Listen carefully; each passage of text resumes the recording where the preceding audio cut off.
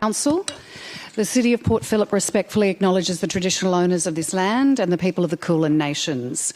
We pay our respects to their elders, past and present. We acknowledge and uphold their continuing relationship to this land. So welcome everyone. This meeting is being conducted in a hybrid style and is streamed via Council's webcast page and Facebook Live. Streams and recordings of Council meetings are copyrighted and cannot be altered, reproduced or republished without the permission of Council. If we experience any tech difficulties tonight, we'll take a short break and hopefully fix them. I just remind attendees that any member of the public addressing Council must extend due courtesy and respect to Council and the processes under which it operates, and must take direction from the Chair whenever called on to do so. Speakers must remain respectful, and any statements or questions must not be defamatory, offensive or objectionable, aimed at embarrassing a councillor or member of Council staff, or relate to a matter outside the powers of Council. So before we get started tonight, the first agenda is request to attend by electronic means, and we have had a request for Councillor Nyagui to attend online. So councillors, could I get a mover for the motion to approve that request? Thank you, Councillor Baxter and Councillor Martin to second. I will now put that to a vote. That is carried unanimously. Item number 1, apologies. We will note that Mayor Consolo is on approved leave of absence, returning on the 8th of March. And do we have any further apologies? No. Okay, moving on to minutes of the previous meetings. Councillors, the minutes were of the Council meeting on the 21st of February 2024 have been circulated. Are there any questions? If not, can I have a mover for this, Councillor Sirikoff, and a seconder, Councillor Baxter? I will now put the motion to a vote. All those in favour? That is carried unanimously. Number 3 on the agenda is declarations of conflicts of interest. Does anyone have a conflict of interest in a matter being discussed at tonight's meeting? Councillor Clark. Yes, thanks, Madam Mayor. Through my work, I have a conflict in relation to a matter in the confidential Is it area. a general or material conflict of interest? It's a material conflict of interest. Thank you. Just to clarify, I believe Councillor Nyagui, did you want to speak to that? Thank you, Mayor. I wish to disclose a general conflict of interest in relation to item 10.1, Cowderoy Street right turn intersection. As the trial that informed this report has significantly impacted the traffic in my own street, I will leave the meeting when this item is considered. And that's a general or a material? Just I'm getting... General. General, thank you. And CEO, Chris Carroll. Through you, Mayor, due to indirect shareholdings, I have a potential material or general conflict of interest regarding item 17.1, provision of recycling services. I'm taking further advice on that, but for an abundance of caution, I will be excluding myself from discussions around that. Thank you, everyone.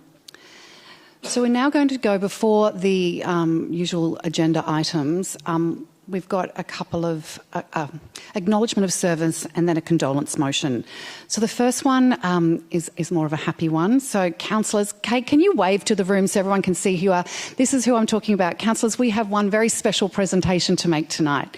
So our team leader, Libraries Local History, is Kay Rowan, and you have served the City of Port Phillip for 48 remarkable years. You began in... Yes.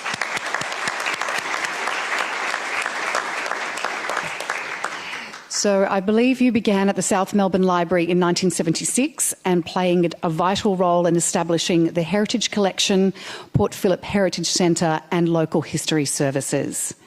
Kay's dedication has benefited countless individuals, groups and organisations, leaving a lasting impact on the preservation and understanding of our history here in Port Phillip. Kay, your contributions have been acknowledged in over 70 books for the support you have provided the authors and reflecting your invaluable expertise. We want to extend our heartfelt gratitude for playing such a significant role in our city. Your warmth and your commitment to your work will dearly be missed. And I'd like to present you with some lovely flowers to say thank you.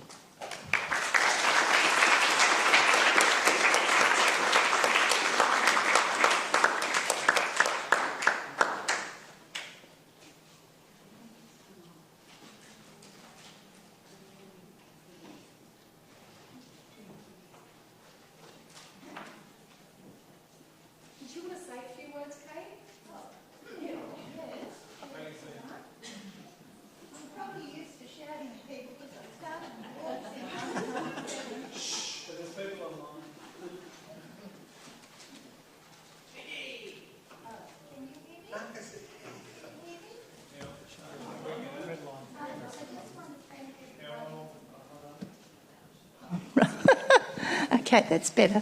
I just want to thank the City of Port Phillip because it was a great place to work. Local government is great because there's no age in them. I'm well past the retirement age, and yet you let me carry on until I'm falling apart.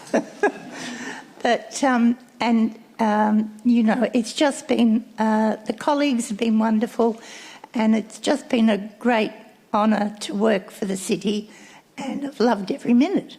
So thank you once again, and thank you very much for these lovely flowers.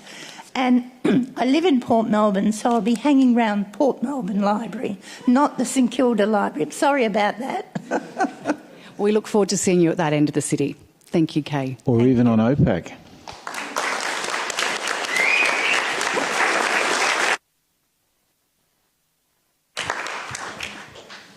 We now have a condolence motion for Brenda Richards. And Councillor Martin, would you like to speak to this? Yes, it's unfortunate people only seem to get recognised very, very late in their careers, but at least we have an opportunity to recognise one of the most outstanding of our local residents. So it was with deep sadness that our community recently learnt of the death of Brenda Richards. Brenda was born in Cowderoy in country Victoria, started working there in a cannery when she was 13, and a significant part of her teenage years was spent as an itinerant worker moving up and down the east coast of Australia. But in 1961 she settled in St Kilda, initially living in a rooming house in Wordsworth Street and later moving to a house in Ackland Street where she lived until very recently. She was a founding member and the inaugural treasurer of the Council of Single Mothers and Their Children, the CSMC, which initiated the self-help model, giving more power and dignity to individuals. The CSMC model demonstrated that single mothers are highly capable women and has been adopted around the world. The CSMC initiated significant legislative change, including the introduction of the supporting parents benefit for all single parents and the removal of the word illegitimacy in legislation. The CSMC encouraged Brenda to complete high school. Despite a short bout of cancer, she did so, and then she went on to gain a bachelor's degree in clinical and medical social work from Monash University. As a member of the Victorian Council of Social Services, Brenda represented the CSMC, effectively advocating for the needs and issues of single mothers in the broader community. In 1986, while working at the Children's Court Clinic, Brenda initiated and established a step family program for parents whose children were before the courts. The program resulted in step families understanding the structural problems they faced and meeting other families in similar situations. Brenda was the Vice President of VCOS and a board member of the Australian Council for Social Services. She also served on the board of the Victorian Adoption Network Information and Self-Help Group. Her significant contribution to community and civic life in the City of Port Phillip includes being, as a lecturer while working in the City of Port Phillip for the University of the Third Age, or U3A, as a member and advocate for the Veg Out Community Garden, as the #1 ticket holder for the St Kilda City Football and Netball Club, and as a member of Unchained St Kilda. A prolific writer, Brenda's published works included Girls on Track, brackets The Dolls Went Too, which she self-published in 2021, Travels with My Grandma, self-published in 2002, and The Adventures of a Skitterer, published in 1998. Brenda was a member of the Seniors Festival Subcommittee from 2015 to 2018 and contributed to the Seniors Festival Annual Writing Awards, the Port Phillip Writes, winning 7 awards over 14 years. She was inducted into the Victorian Honour Roll for Women in 2011, and a few years later she was made an Ambassador for Women by the Labor Party. In 2021 she was awarded the Medal of the Order of Australia for services to the community through social welfare organisations. Brenda will be remembered as a passionate advocate for the provision of social services and as a strong role model for single mothers through her actions and work. And we'll finish with a quote from her. "It's important to me to live in a society where people are not marginalised." Vale, Brenda Richards, OAM. So, councillors, I seek someone to move the motion that Council expresses its deep regret at the passing of Brenda Richards, offers its sincere condolences to their family and places on record its appreciation for their service to the City of Port Phillip. So, Councillor Martin to move and Councillor Baxter to second. I'll put that to the vote. All those in favour? That's carried unanimously. We're now moving to public question time and submissions. We will hear all of the public questions and submissions on report items altogether. Under Council's governance rules, questions can only be asked about items not on the agenda. Therefore, if you are speaking to an agenda item tonight, please note I will not refer to an officer for a response. However, a councillor may wish to take up the question on your behalf when the item is considered. So let me go to the list. Because there's quite a number of speakers, you will just have 2 minutes to speak to the item or to ask your question. Bear with me. It's underneath. It's in that one. Back one. It's in one of these. All right, the first person I'd like to call up, if you come to the microphone, is Janet Gardner, submitting a question to Council. If you could state your name and suburb, and then you've got 2 minutes.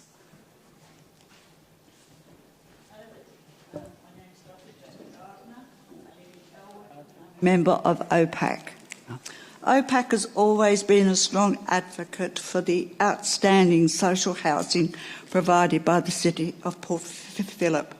This has enabled the Council to continue to contribute to the Wellington Street social housing project, which provides housing and wraparound services to homeless people in COP.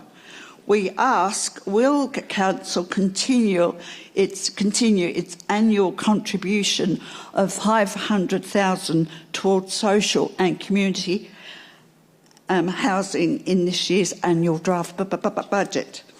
Is the Council aware that Port Phillip has an expanding population of older people, particularly women, that will be affected by the budget omission? OPAC strongly urges the Council to commit to reinstating this important item in the 24-25 draft budget. This will be warmly received by all concerned about providing our ageing vulnerable residents with high quality and secure housing. I sit before you as someone who has benefited from your past investment in this area. I reside in social housing that was purposely built for the elderly and disabled. Hopefully, I demonstrate that by providing secure and affordable housing not only allows older women like myself to age well, but also to enable them to continue to make valuable contribution to our community. Thank you, Janet. I will refer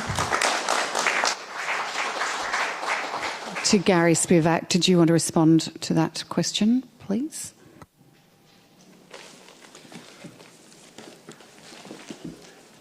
Through you, Mayor. Council has allocated $500,000 in the 2024-25 budget to the In Our Backyard Reserve for affordable housing. It's part of a 10-year commitment to allocate $5 million into the Housing Reserve under the In Our Backyard strategy.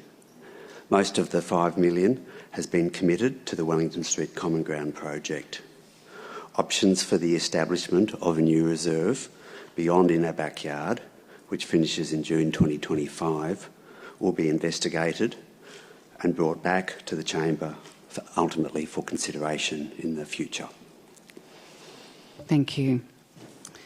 I call upon Noel Cleaves, also submitting a question to Council. Noel, make sure the little light's on, and if you could state your name and suburb and then take your 2 minutes. Sure. Noel Cleaves, Port Melbourne. I retired in late 2022 and immediately started volunteering with the Back to Bikes organisation based out of 525 Williamstown Road, Port Melbourne. For those not familiar with that address, it's situated between the Northport Oval and the Australia Post site in Williamstown Road that the Council's recently purchased. Our facility is licensed to us by the Council. We thank you very much for that on behalf of the State Government.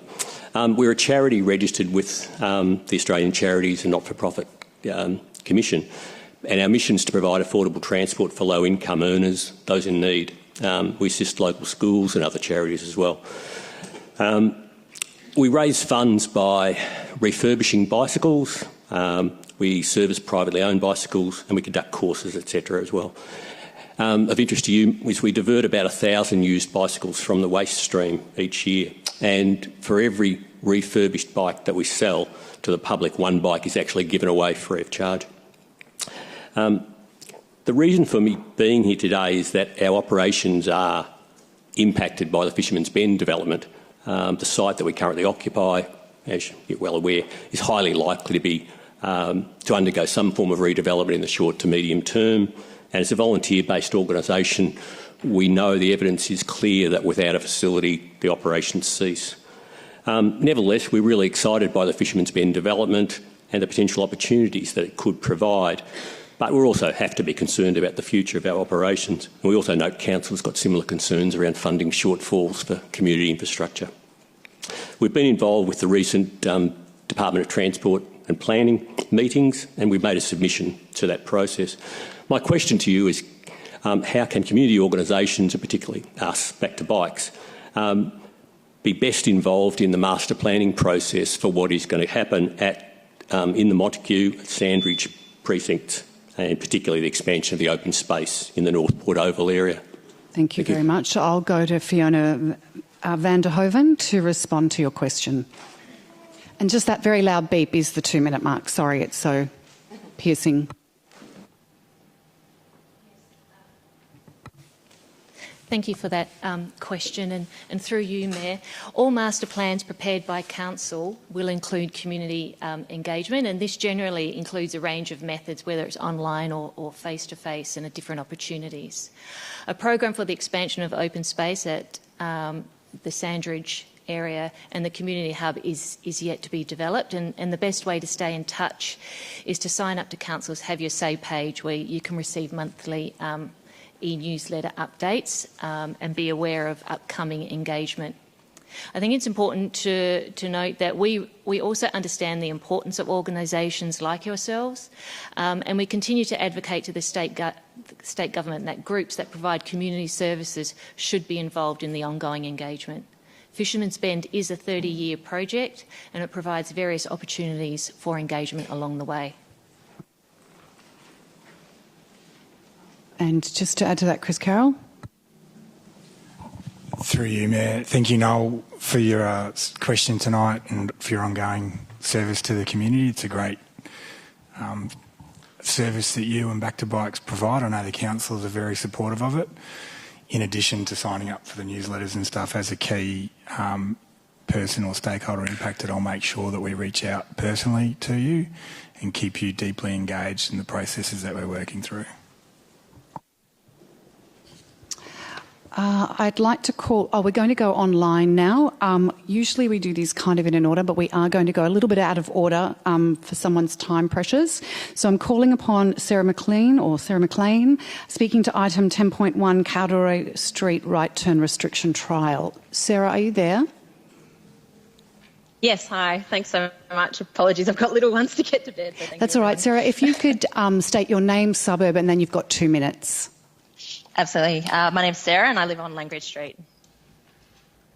Go for it. So I'd like to respectfully request that you reject the trial for the no right turn into Cowderoy Street. The project background and reason for this trial in your engagement report from January 23 says, in recent years the council has received requests to address increased traffic on Cowderoy Street. So the issue is traffic volume. So we and our neighbours have been advocating for many, many years to improve safety in the area, and especially on the corner of Langridge and Petition, where there's regular accidents, countless near misses, and there's always many cars who drive straight through the intersection without slowing every single day. So please don't fix one problem of high traffic volume on one street by then endangering the safety of your residents, visitors, as well as drivers, public transport and other road users by sending more cars down adjacent streets, especially those without safe road infrastructure. Recently, I've emailed you all video evidence showing almost 200 confronting incidents captured since the trial began, including near misses with trams and buses coming down Patterson Street. The safety issue on Langridge Street has existed since well before this trial, and sadly this trial has only amplified our problem. Following many years of sending emails, online reports of accidents, we attended a meeting with other concerned residents in February last year with a councillor and 2 previous traffic management officers. I provided a folder of pages and pages of accident photos from the last few years. And while this meeting resulted in the temporary speed humps and stop signs, the videos clearly show that a considerable number of vehicles continue to ignore the straight stop sign, drive straight through and often at significant speeds all the way through the day. Since the trial, there's been a surge of over 650 additional cars passing through this intersection every day, and we've personally witnessed 2 more accidents since June, and there are reports of more potentially with a tram as well. These occurred at 3:30pm and 5:30pm. As you all saw, the second accident narrowly avoided hitting a pedestrian and their dog who was standing on the corner. So 660 more cars each day, 120 within that 2 hours. So it's not only those trial hours that are affected, but there's also 540 additional cars throughout the rest of the day as well. So more cars only increases the odds of further accident, and sadly one will be critical. So I urge you to please reject this trial, review this problem with the Traffic Department, and to find another solution to help Cowderoy Street, help our street and all the other streets with the issue of rat run traffic cutting through. So this trial has shown that traffic is being redirected away from Cowderoy Street exactly as expected and detailed in the engagement summary report from 23 and 24, but it comes at the expense of compromising safety by directing it towards hazardous intersections. So thank you very much for your time and consideration, and I hope we can all work to another solution that helps everybody. All right, Thank you very much. Thank you, Sarah. Still online, I know Andrew Bretherton, are you able to hear me? I know we've had trouble getting through. Andrew? No? Okay, we'll come back to you again, see if it's possible. Moving back into the room, I'm calling upon Eliza Hilmer, speaking to item 7.1, which is the petition, Protect Our Weekly Wellness Gatherings, FeelGoodFlows. Eliza, if you could state your name and suburb, and then you've got 2 minutes to speak, please.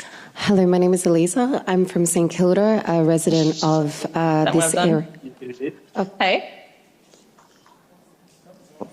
That's the online. Sorry, that's okay. I've been a resident here for 10 years, and during COVID, there was a mental health crisis that we all experienced personally, if not saw in the wider community, where 1 in 10 Victorians were considering suicide. That was the leading cause was isolation. So my response to that was to create a gathering where people could connect.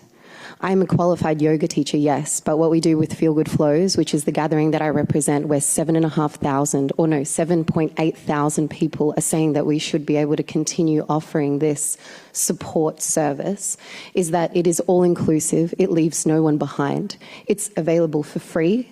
It's available as a donation if you wish, so that I can maintain this sustainably moving forward. I have met so many incredible human beings that have turned their lives around because of this offering that they couldn't get elsewhere. The council has met this offering with, instead of a celebration, to try and put me into a regulation of a personal trainer. That is not what I am. I am offering something which is a service, and if I came to the council 4 years ago and said that you would have 150 people from your local community that would benefit from this program, doesn't matter if you have a disability, doesn't matter what socioeconomic background you are from, you would ask me how much do I want to be paid for it.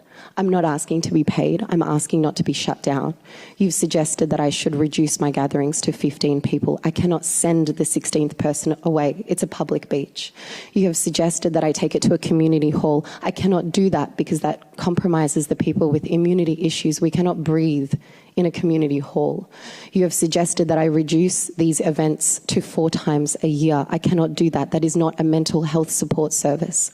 Please reconsider your response to my application to work with the council to help those that need this the most, the vulnerable members of society, those who have come here today on their day off to support this.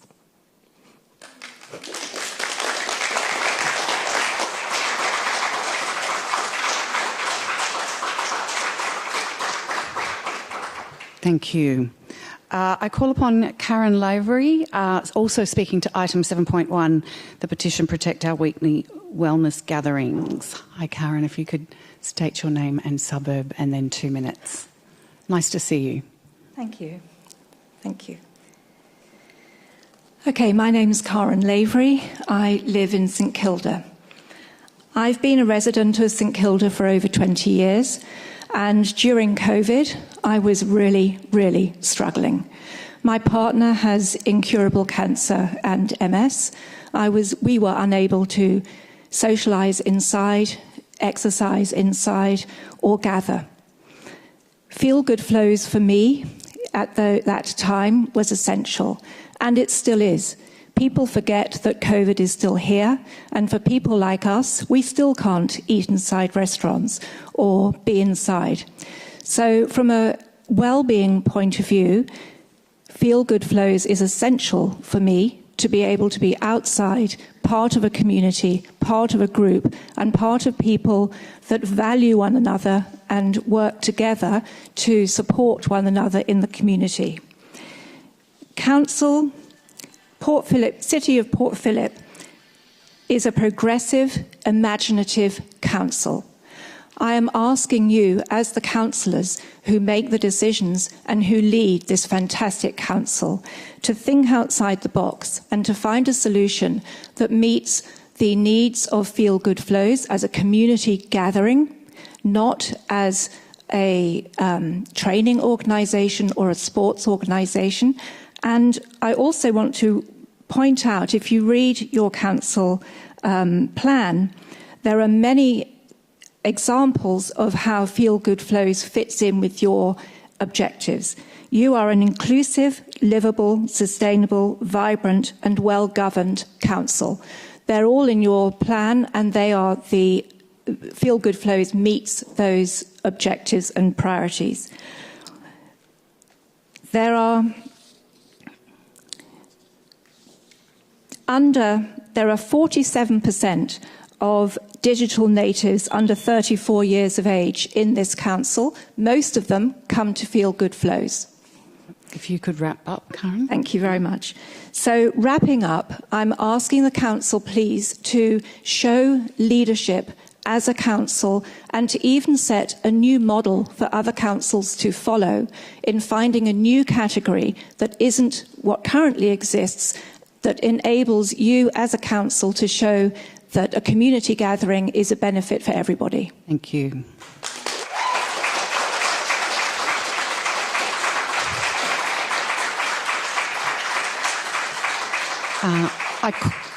I call on Mario Ballin, also speaking to 7.1, which is the Petition Protect Our Weekly Wellness Gathering. If you could state your name and suburb, and you've got 2 Mario minutes. Ballin from St Kilda. I speak to you as a friend of Elisa, as an occasional participant in... Mario, I can't quite hear you. If you could speak quite in so that everyone can hear you. Great. So, I'm speaking to you as a friend of Elisa and also occasional participant in her yoga sessions, but also as a long-term ratepayer and resident of St Kilda. I think Elisa and Karen explained thoroughly position of FeelGoodFlows, as indeed the council's officer did in her submission. I want to really take you a little bit outside and ask you to cast a fresh eye on the whole situation and look at it a little bit differently. According to the Victorian government, and I quote, "The role of each council is to provide good governance for the benefit and well-being of the municipal community, which includes residents, ratepayers, traditional landowners, and people and bodies who conduct activities in the municipal district." In addition, Port Phillip Council has a number of objectives specified in their policies and other documents, and FeelGoodFlows meets and exceeds every single one, including promotion of health and well-being, inclusiveness, community gatherings and community participation, additional educational input, very importantly, additional opportunities for local businesses, and this goes on. For once, the St Kilda pictures appeared on the front page of newspapers, not because there was a murder, there were drug deals, there was a mugging or anything like that, but because of actually something very good happening. And unfortunately, that is where the council stepped in. Apparently, FeelGoodFlows generated too much joy, too much fun, and council felt necessary to restrict it and to effectively shut it down. Why shut it down? Because the only suggestion council made was to really effectively ban it by making it once every 3 months and slapping it with absolutely outrageous If fee. you could wrap up, please. Well, very difficult to wrap it up because the issue is very, very dear to us, but thank you very much. So, look, Mario, all I'm asking you guys... Mario, your time is up, so you'll have to... Yeah. If you've got one last... All I'm asking you guys is to actually cast aside those nonsensical rules that are really bureaucratic, makes no sense and contradict to each other, and do a good thing. And this is, after all, what you're required to do under the Act. We're going to have to wrap you up in fairness to everybody else. Thank you.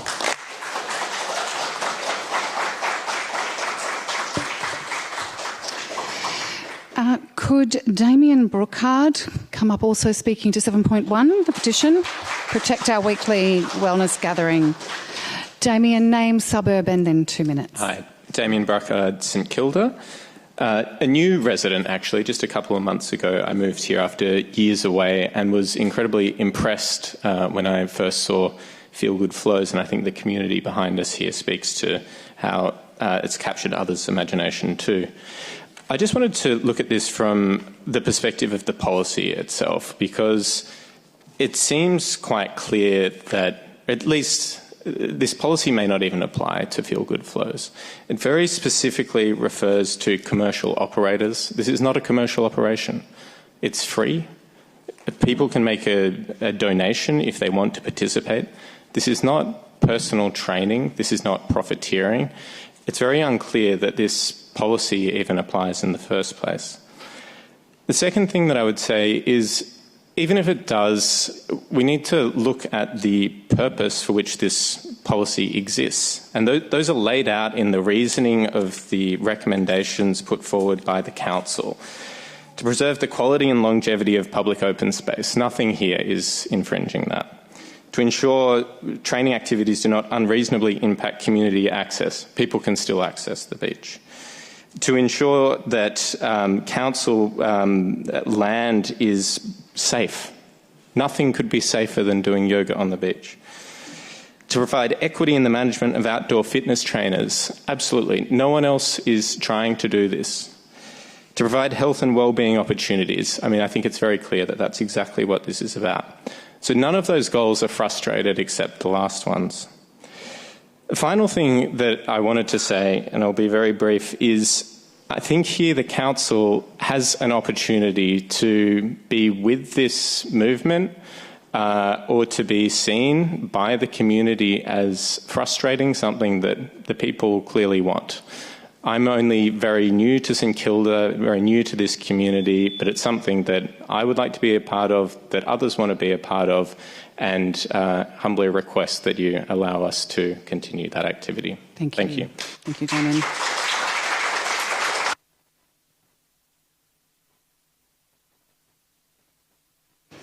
Calling on James Buddle to also speak to the same item 7.1, petition to protect our weekly wellness gathering. I think you know the drill. Name, suburb, 2 minutes. James Buddle, Toorak, formerly St Kilda. Just very quickly, by background, a recent research project led by the University of Newcastle, Emeritus Professor Linda Ryan, now estimates that more than 10,000 Aboriginal and Torres Strait Islanders' lives were lost in more than 400 massacres, more in the period from 1860 to 1930 than between 1788 and 1860. Half of these were carried out by colonial officials. Between the 1940s and the 1990s, Cleve Gardens in Fitzroy Street was an informal gathering place, which I used to ride past all the time and enjoy seeing the many Aboriginal people there. Many Aboriginal people arriving in St Kilda from across the country met there. The setting was synonymous for its toilet bollock, painted in an Aboriginal flag and cultural imagery. The setting was cleared on the eve of the 1996 Australian Grand Prix, and a memorial and cultural art installation were erected by St Kilda Council the following year. A gathering place report, which was done in 2020 by Port Phillip Council, stated that a meeting place must be a learning place where people are supported to ask questions of culture and significance. Sorry, I've just lost my notes. Bear with me, sorry.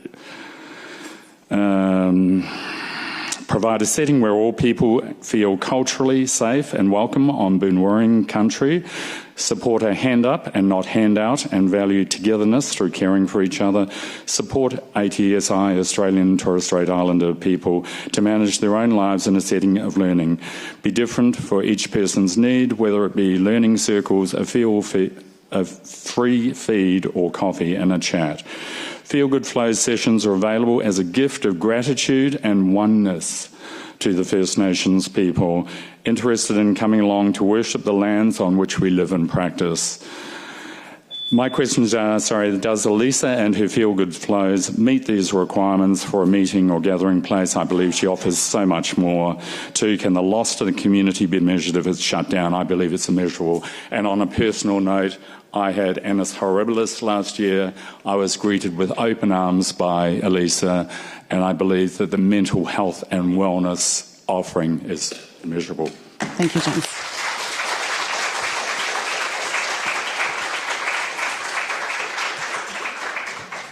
We are going to try to go back to Andrew Bretherton online. I know there might be a little bit of a gap. Andrew, are you there? Hello. Oh, we can hear you, Andrew. Hi. Welcome to Council. Andrew, finally. If you could state your name and suburb, and then you've got 2 minutes to ask your questions of Council. My name's Andrew Bretherton, and I live in St Kilda on Wellington Street. Go for it. I was just wanting to ask Council about their plans for accessibility within the Port Phillip Township, because there doesn't seem to be anything in the housing report that I read that speaks specifically for helping disabled people with accessibility in housing and fixing the issues there, and also fixing accessibility within our township as well, because a lot of the tram stops and shop fronts, footpaths, everything are still very inaccessible for wheelchair users like myself.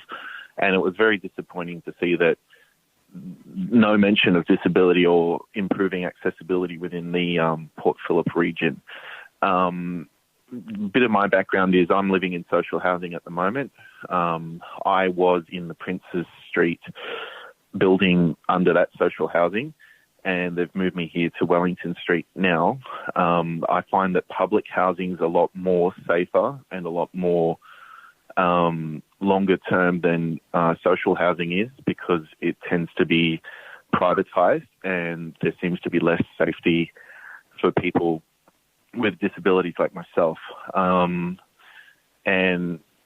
what I'm finding frustrating in the housing plan is that, I'm still at the whims of these private social housing providers that don't follow the regulations to put people like me in accessible housing. Like, I'm still in inaccessible housing now after they've moved me from the other inaccessible housing they put me in.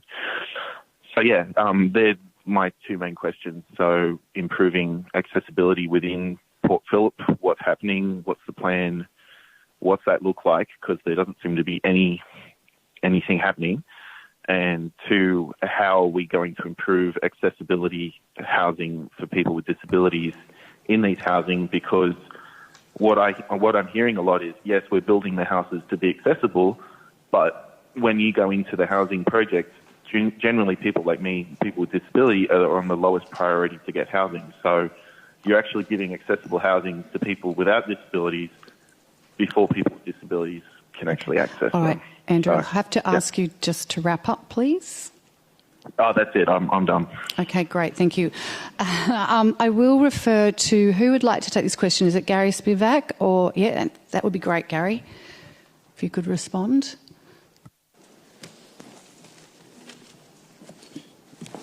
Through you, Mayor, I will address the part dealing with housing, not any accessible transport questions, which is not in my area of expertise. Council advocated for increased building standards for accessible housing, both for private and social housing, in a 2018 submission to the Australian Building Codes Board, advocating for gold-level livable housing design guidelines to be applied to the National Construction Code.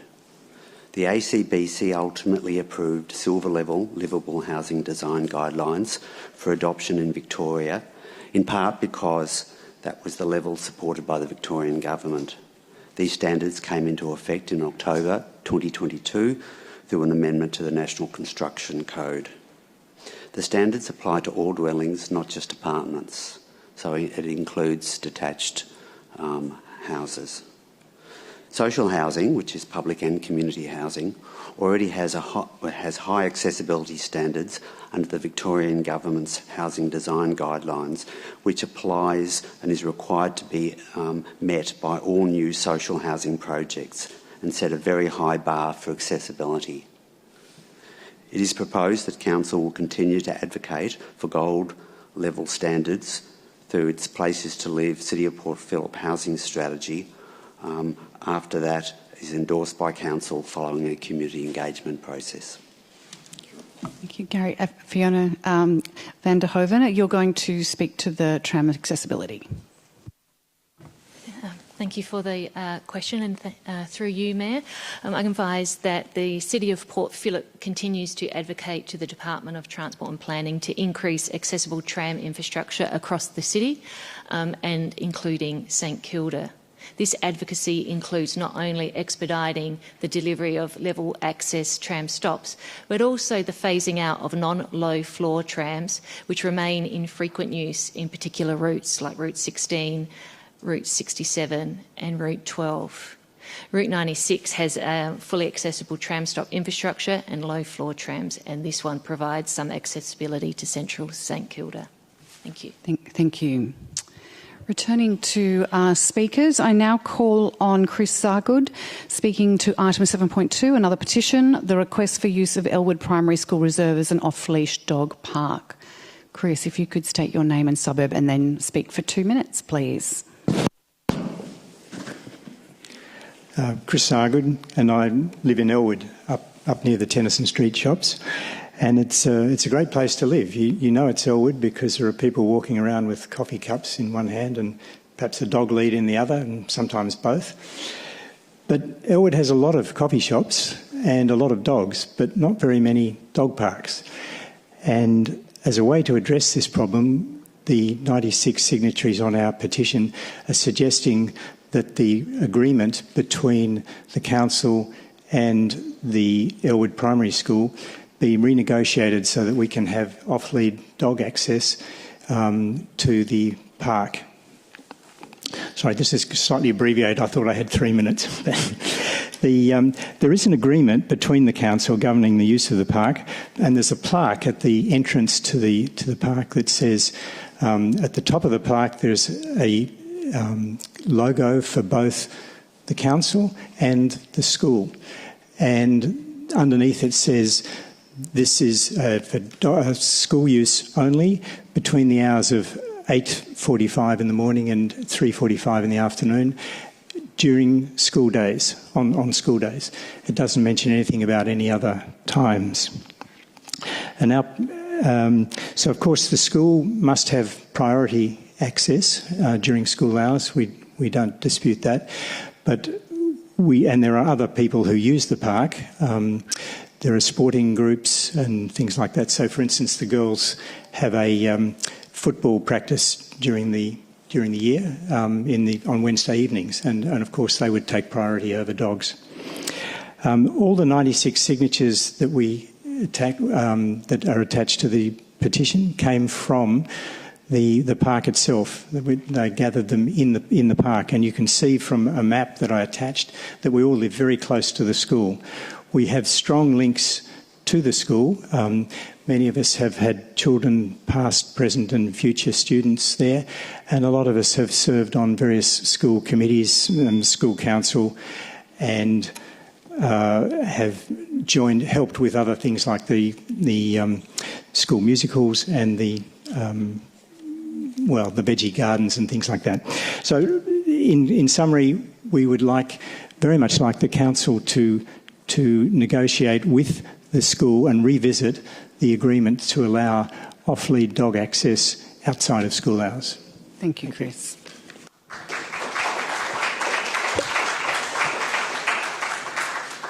I call on Jane Negligan to also speak to 7.2, the petition to the request for the use of Elwood Primary School Reserve as an off-leash dog park. Thank you. Name and suburb, and then 2 minutes.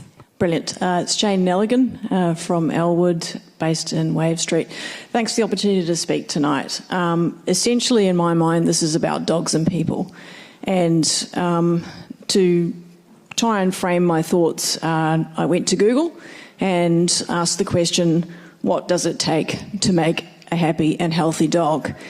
7 things: food, water, a place to sleep, exercise, an enriched environment, basic supplies and grooming. Now, we're not looking for assistance with most of these things. I think we've got them under control, you'll be pleased to know. But what we are looking for assistance around is exercise, number 4, and an enriched environment. Exercise, dogs need it. Some dogs need it more than others. Enriched environment, dogs are pack animals. We know that. And what dog owners need to do as responsible dog owners is to connect them with a pack and do it in a safe manner. Up to a quarter of dogs locally have been attacked, so this is a top-of-mind issue. And so therefore that pack can't just be anyone, it has to be a safe and familiar group. And this is what they get at the primary school each day. And this means that they're safe, their basic needs are being met, and that they are well-behaved members of the community. Now, the second part of this is about people, and the approach I took was very similar to the first part. I went to Google and I said, what does it take to make a happy and healthy person? Pretty much 7 things: food, water, a place to sleep, exercise, an enriched environment, basic supplies and grooming, more or less. I intend to address number 5. I think exercise is self-evident when we're talking about dogs. So with people, there is a community here in this primary school that has formed around this patch of grass. And I think tonight we've talked and heard an awful lot about mental health and what that means. There is a tight group of people there. There is a community. And that is important now as much as it was in the last 4 years. So the other thing as well around this is that safety is a concern. So many of us are single females, so vulnerable people. And we do need to walk our dogs after hours. So Chris, I believe, has provided information around the proximity of the park to where many of us are. I'll finish very quickly. What we do need is to be going somewhere that we are inevitably going to be doing that after hours, after dark. We need to be doing that not far from our homes, and we need to be doing it in a community, not with complete strangers. Thank you. Thank you.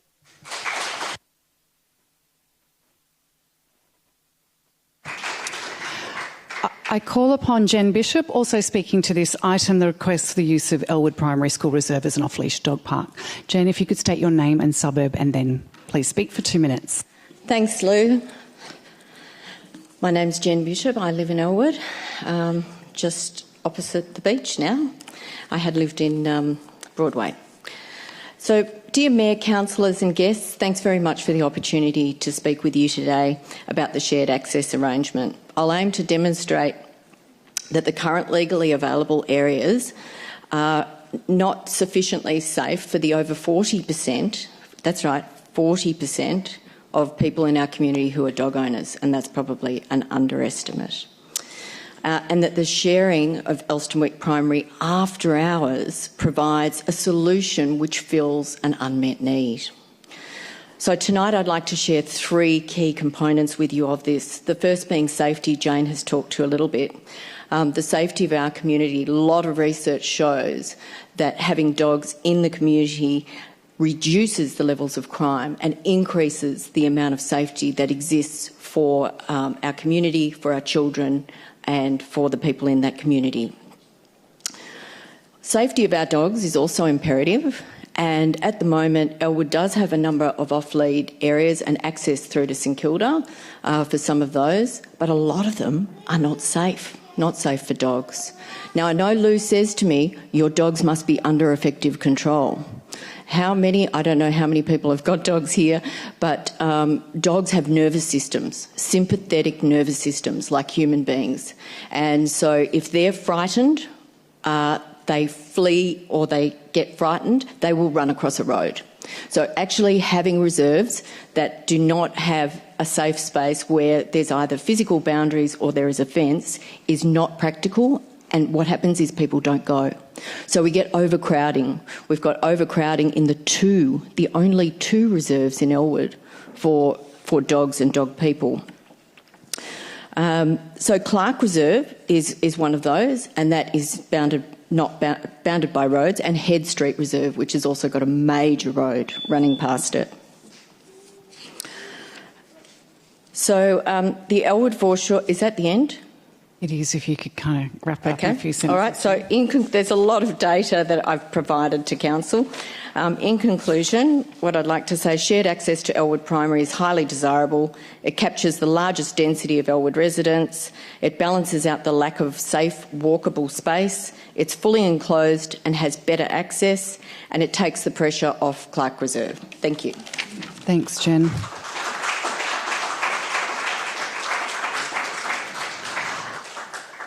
I call upon Alex Darton, speaking to item 7.3, the City of Port Phillip rental crisis. Hi, Alex.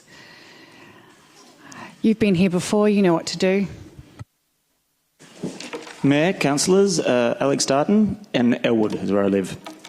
So I'm going to be speaking on the rental crisis in Port Phillip. Last year we had a forum for it, which I believe some of you attended. And this is the 7 simple requests that came out of it. And I'll start this off with a reminder that 50% of the residents of Port Phillip are renters. You put social housing into that, it's over 50%. With these 7 simple requests, number 2, you've already begun, which is more information on the website, but we need more, I believe. Request number 1, Yarra Council has already begun this with the creation of such a fund. You have the petition, I won't read it out again to you, but... And number 7, that goes straight to the heart of the housing strategy, which you're discussing later on to pass on to the next phase, which is more state and government advocacy and more social housing, preferably public housing, built here. So these are all very simple requests from the majority of your small people at the Renters Forum, but the majority of your residents being renters. It's not much to ask.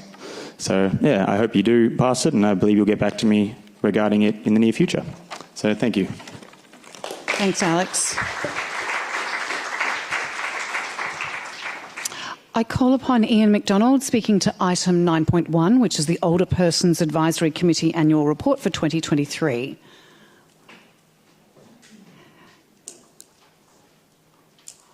Thanks, Ian. Name, suburb and 2 minutes. Good evening, Mayor, councillors. My name's Ian MacDonald from Albert Park. I'm speaking on behalf of OPAC as Deputy Chairperson. The item I speak to is item 9.1, the request to endorse OPAC 2023 Annual Report, and a snippet on our wish list I'll mention at the end. This report, or grey letter, can be read by anyone at their own leisure.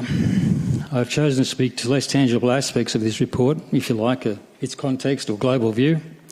This report is testament of a proof of success. It is an accepted way to convey news of much-needed positive activities in a world behoved to do something about fairness and opportunity.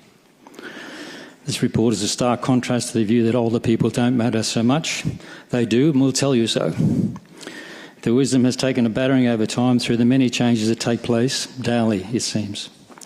The cohort of people who have a hand in creating this report are a generation that has seen more change than any other alive today, along with Indigenous peoples globally.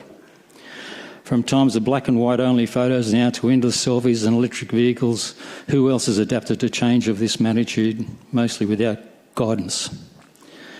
If it is nothing, it is that nothing is fixed now, aside from philosophical input identifying the absence of universality within change. It is that a changing world itself has to be continually questioned, remedies sought, and annual reports written. This annual report can be seen in this light. It is a good example of perseverance, work, liberal amounts of frustration and sheer bewilderment of snail-like place in a light-speed world of IT and other places. Yet this report still managed to document change for the better in an older person's social and personal world. So a fixed item on our wish list is the Connector Service role, recently approved by Council.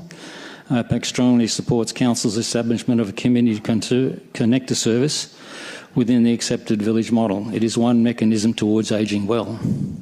This provides older people with a single point of contact to assist in navigating the aged care services system. And I thank you for your attention. Thank you, Ian. I call upon Anthony Byrne, speaking to item 10.1, Cowderoy Street right turn restriction trial.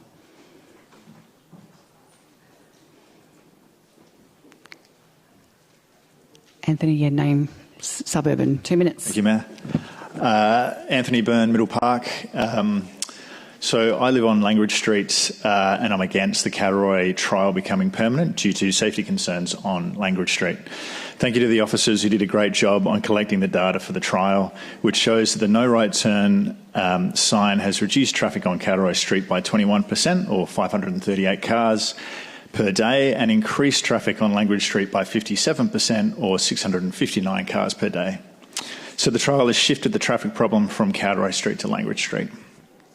Cowderoy Street has significant traffic management infrastructure. It has traffic lights, 2 roundabouts and zebra crossings to manage the traffic for the public parks, commercial businesses and residents. Langridge Street doesn't have traffic lights. It doesn't have roundabouts and it doesn't have zebra crossings. It does not have public parks or commercial businesses, and it does not have the traffic management infrastructure that Cowderoy Street does.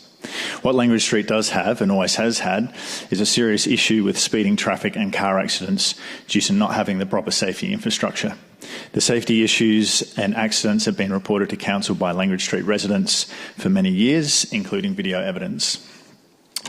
So to now learn that the Council is considering making this trial permanent and increasing the traffic on Langridge Street by 57% is just heartbreaking for the Langridge Street residents. Many residents have sent you emails over the last few days after reading the officer's trial report, voicing their concerns. Other interesting takes from the officer's survey outside of the Cowderoy Street respondents. The majority of those surveyed said they felt unsafer as a result of the trial. The majority said their experiencing in accessing their property had worsened, and the majority has said that there is an increase in traffic noise. So we urge you to listen to the community and their safety concerns and vote against making the trial permanent. It is simply unfair to take a traffic problem from one street and give it to another street that does not have the road infrastructure. There is a better solution. Thank you. Thank you. We're moving online, hopefully. I call upon Roger Ward, speaking to the same item 10.1. Roger, are you there? Roger? Can you hear me? No, that's not Roger. Hello? It is? Hello? My name... Yeah. Hang on, Roger. We're just going to turn this sound up. Can we get it a bit louder? All right, Roger, do you want to state your name and suburb, and then you've got 2 minutes. Yes, my name's Roger Ward, and I live on Langridge Street in Middle Park. And I'd like to, thanks for giving me the opportunity to speak tonight. I'd like to speak against the Cowderoy Street right-hand turn restriction being made permanent. Like the previous person talking on this subject, I've seen a noticeable increase in traffic on Langridge Street during the last year. It's particularly bad in the evenings. And I'm around Langridge Street quite a lot because I'm a cyclist. And I also go down to the beach with my dog. You've heard a lot about dogs this evening, and I'm around the area quite a lot, and I've noticed the traffic's increased significantly. And like your previous caller, I think you're just shifting the problem. There's a problem on Cowderoy Street, and this is just going to shift the problem to Langridge Street. Now, what's happened on Cowderoy Street is there's a strong residents group who want to raise this issue, and they've lobbied council on this issue. So what's going to happen if you move this problem to Langridge Street? You're going to have another resident group raising this issue with you and trying to do something about it. So I think what we need is a holistic solution to this problem, not just shifting the problem from one street to another. So that's my contribution to this, and I would just like to say there's a lot of children on Langridge Street, including I've got 3 children, and the traffic goes down very quickly. The council knows about this because it's recently put in speed bumps and stop signs.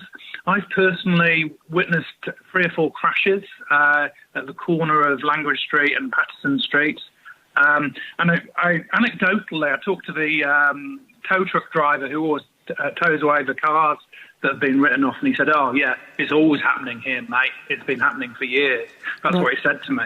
So, yes, Thanks for giving me the opportunity to speak on this item. Thank you very much, Roger. I call upon Rosemary McCormick, speaking to item 10.1, which is the Cowderoy Street right turn restriction trial. Hi, Rosemary. If you could state your name and, I want to say name and number. I keep going to say name and suburb, and then you've got 2 minutes. Good evening. My name's Rosemary McCormack and I live in Langridge Street, Middle Park, and I have lived there since 1992.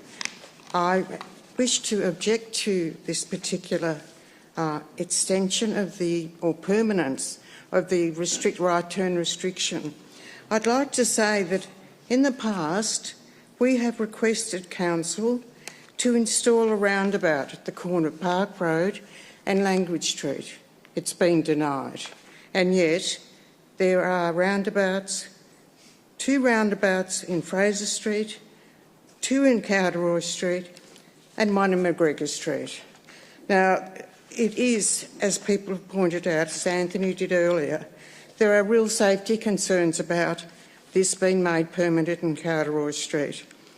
I should say that we've had neighbours whose children have been at risk, and I think that to not have adequate infrastructure in Langridge Street, there not even a pedestrian crossings nor traffic lights is a big issue.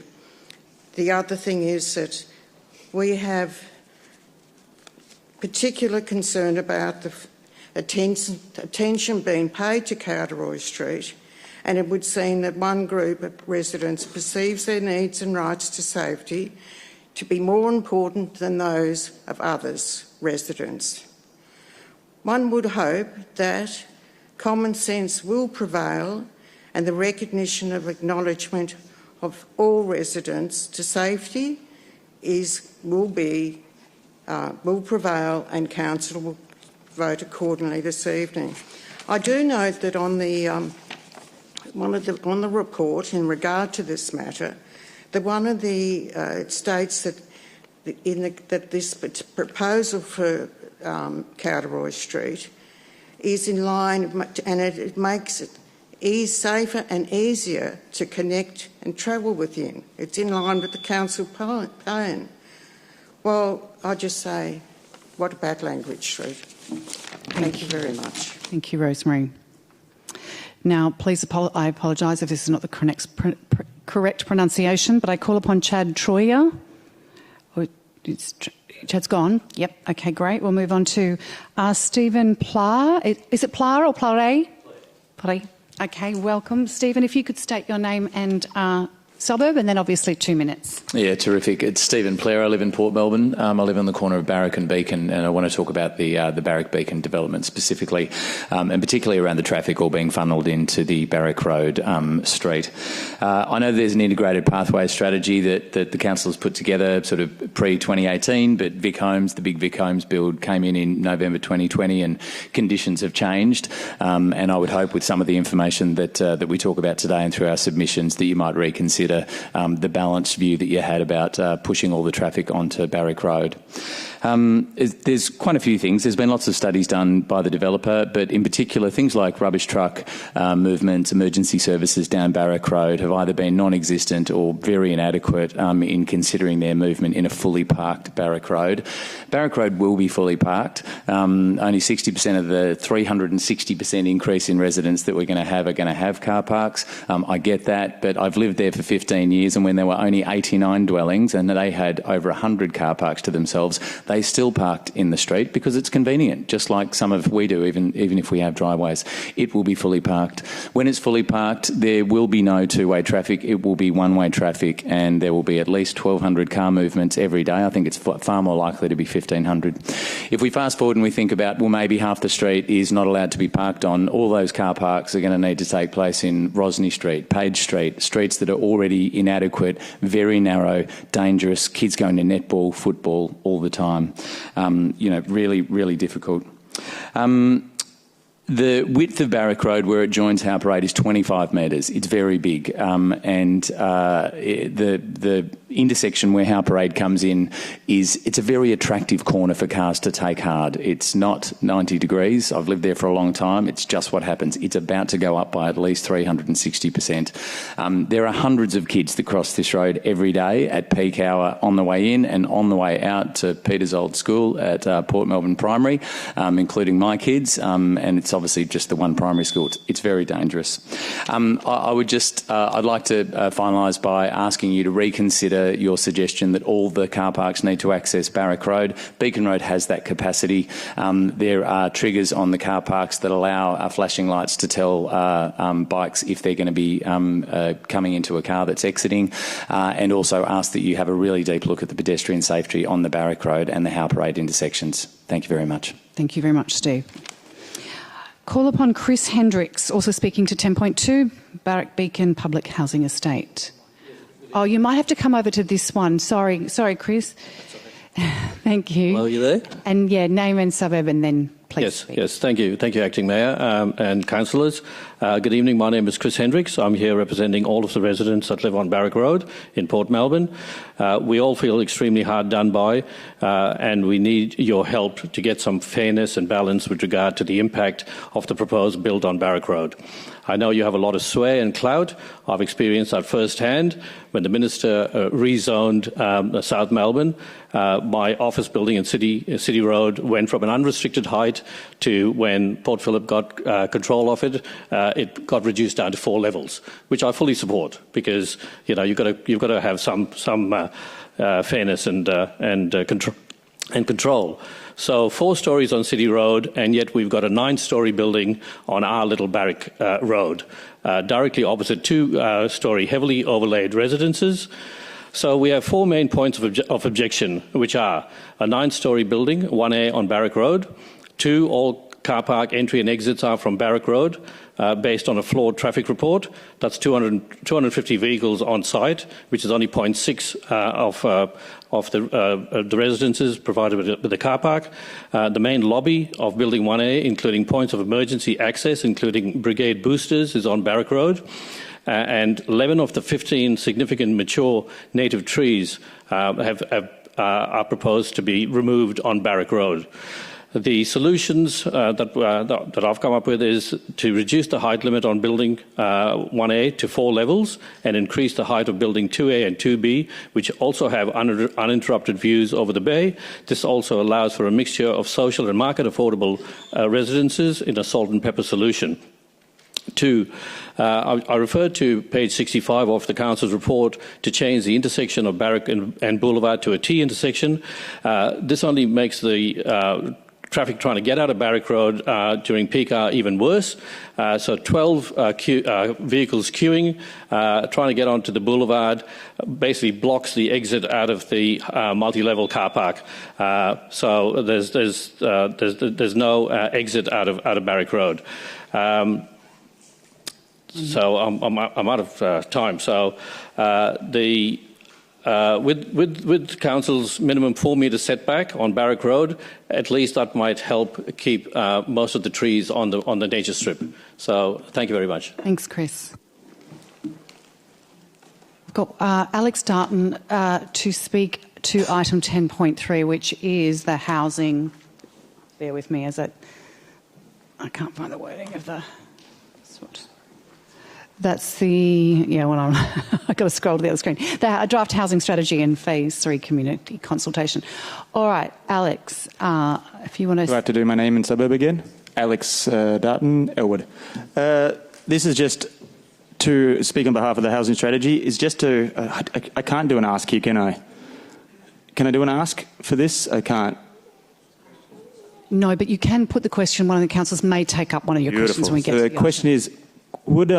could it be that Rahu, the southern branch of Rahu, which is Rented and Housing Union, be consulted and involved in the next phase of this strategy? Because the first 2 phases, we weren't established. We hadn't created the southern branch yet, so now we have, and we believe we have a lot of input and things to put into this strategy. So just the request that we're involved.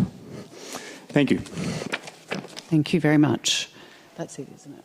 All right, that's the last of our speakers. So, councillors, I will continue on. We won't take a break yet. Or, Councillor, yeah, I was going to just do the first item. Yeah. So we are now moving to the councillor question time. So, councillors, do you have any questions that you'd like to raise with the officers? Councillor Pearl.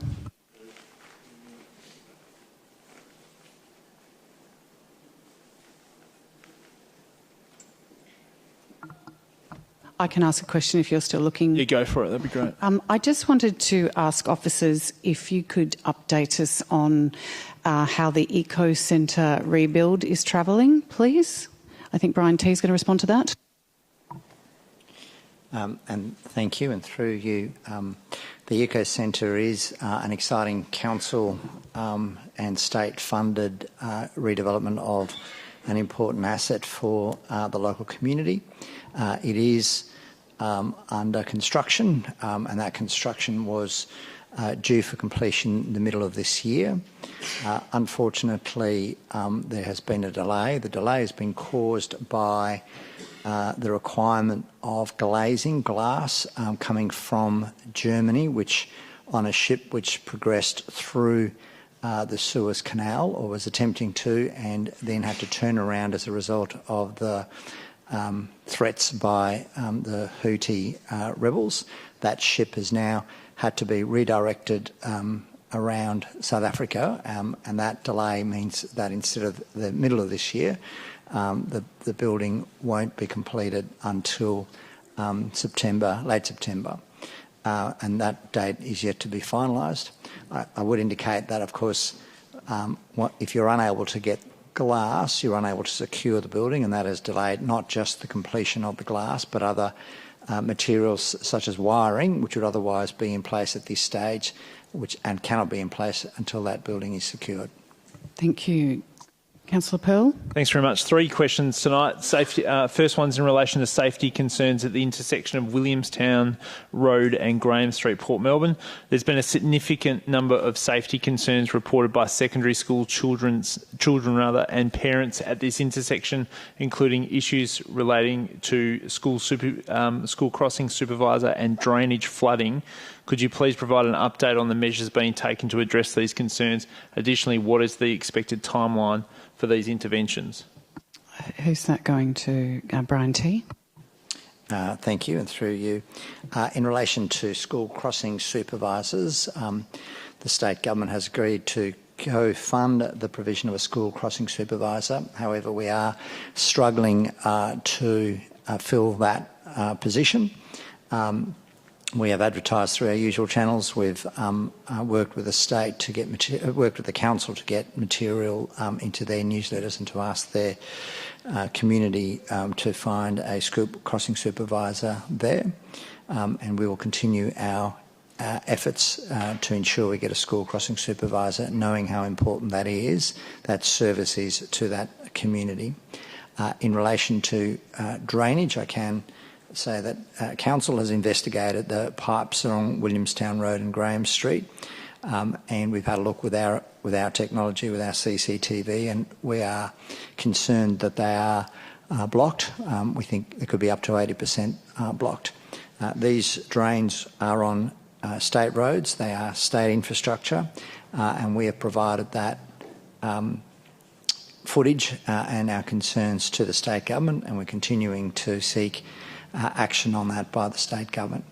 The third part of that question, I think, was in relation to the safety issues that have been addressed, and I think there's 3 parts to that answer. There has been some initial changes that have been made, including the reduction of including the introduction of a 40-kilometre speed zone, the repair of the damaged curb, and the reinstatement of a crossover.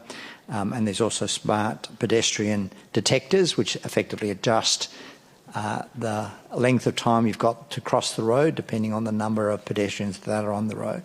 An audit done by the department has identified a number of other actions are required, and the state government, in its 23-24 budget, allocated $1.5 million to fund some of those upgrades. That Those upgrades are due to come into place in the financial year 24-25. Finally, and in addition to that, the DCP, the state government's DC proposal, does also provide for intersection upgrades on Graham and Williamstown, Graham and Plummer, and a pedestrian crossing on Williamstown Road. We are very much advocating for those works to be brought forward and put into place as quickly as possible, rather than waiting for the current state government DCP process, which will take some time. Councillor Pearl. Thanks very much. The second Hang on, question. sorry, Councillor Pearl, the CEO wants to add something. Oh, sorry, go for it. Through you, Mayor, I think council officers and councillors advocated very strongly around the safety issues around Port Melbourne Secondary College since we were first involved in looking at the design and construction of that facility. We're really pleased to see state government is working with us, and the local member's commitment to resolving some of those issues and the funding associated with it. But I just wanted to put on the record that council has been at the front of those advocacy efforts and concerns for an extended period of time.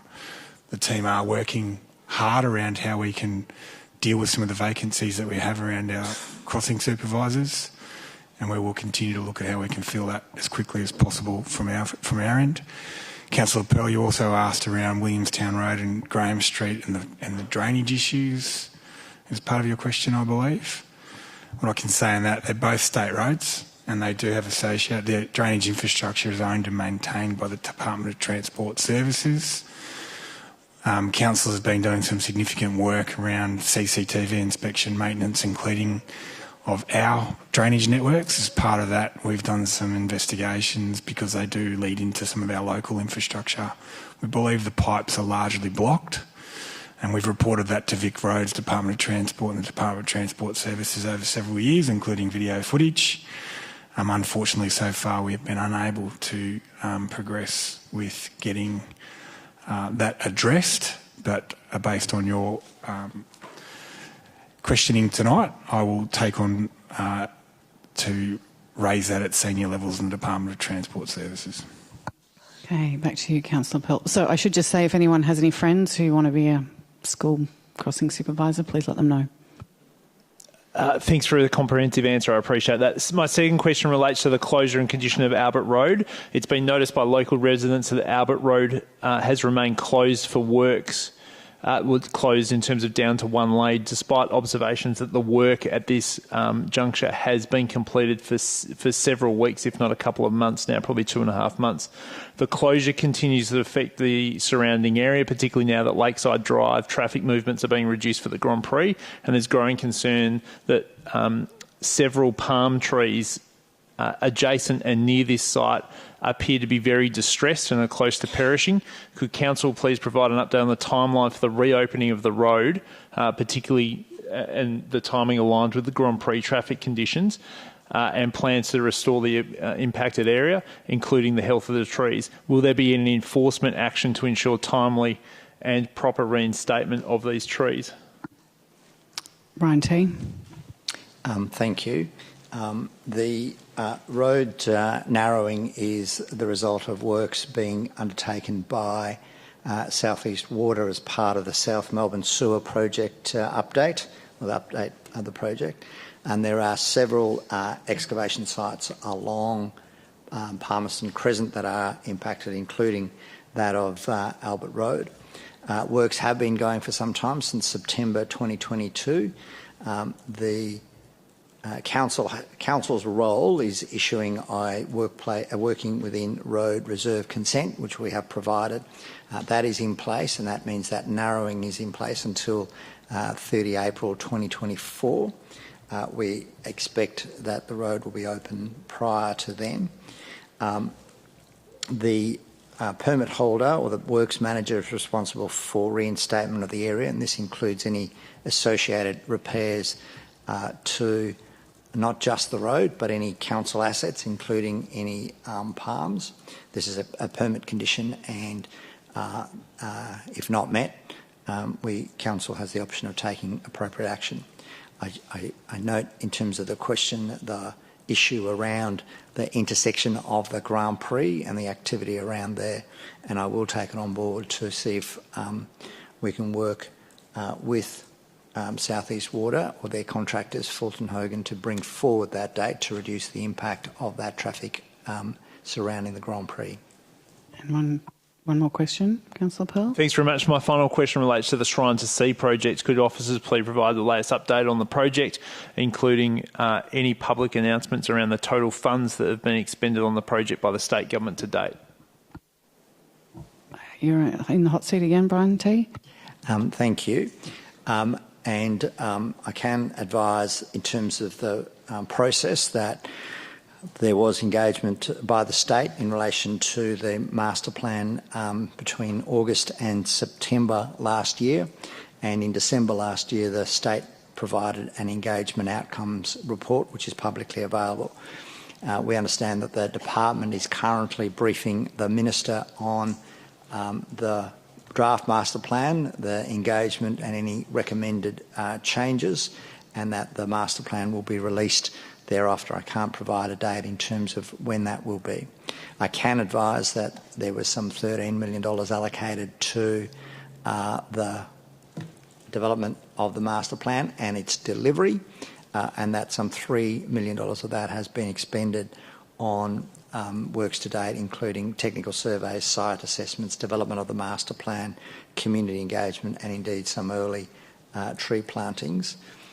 That remainder, the $10 million, will be allocated to land managers to deliver the works identified in the master plan. Those land managers include Council, the Department of Transport and Parks Victoria. I can also advise that prior to Council, that councillors will be briefed in relation to any proposals in relation to the allocation to Council of that funding and indeed the use of that funding by Council. Thanks. Thank you. All right. Any other councillors have any questions? Let's move along to the sealing schedule, for which we have no items to seal. So let's move to 7 petitions and joint letters. So we have 3 petitions to consider tonight, councillors. So we're going to start with 7.1, which is the petition to protect our weekly wellness gathering, FeelGoodFlows. Councillors, do you have any questions of the officers in regards to this item? Councillor Pearl. What actions has officers taken to find an alternate location for the group, and what progress has been made, please? Who am I going with? Through you, Mayor. Dana Pritchard. Yep. Through you, Mayor, we have we've met with the operator of FeelGoodFlows and spoke to her about her needs and her program. We discussed whether or not there was an opportunity to change the way she operates on council-managed land and run a series of programs during the day, which are only 15. We only have 15 participants rather than 50 all at once.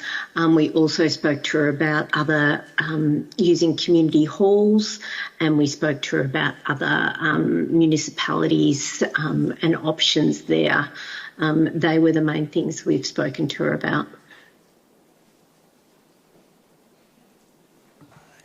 Did Dana just cut out, or was that the end of the sentence? No, sorry. Sorry. That's all right. Thank you. Thank you. Did that answer your question, Councillor Pearl? Yep, great. Any other councillors that have a question? Councillor Baxter. Thank you, Acting Mayor.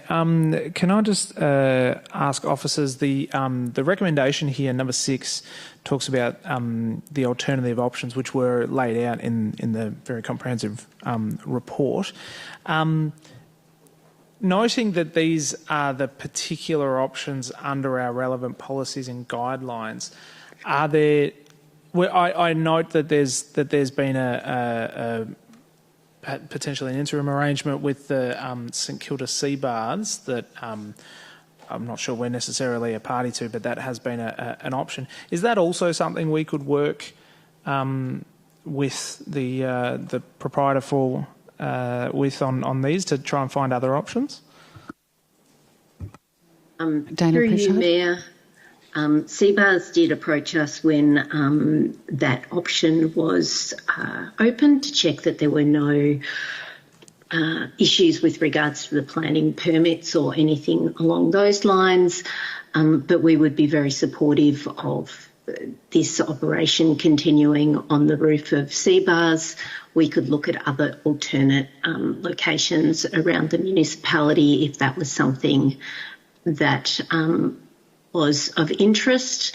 Off the top of my head, there's probably a limited amount that would be also offering an outdoor alternative and not indoor space for this kind of activity.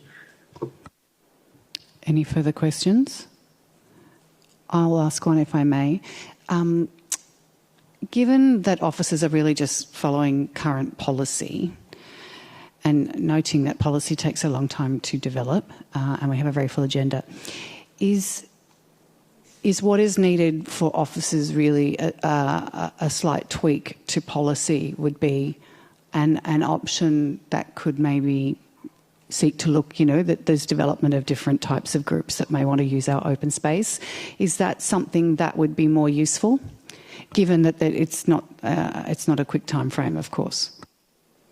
Through you, Mayor, it is something that we could consider. We could consider how our current permits work and our current policies work, and whether or not there's other options that councillors would like to consider the use of public space for.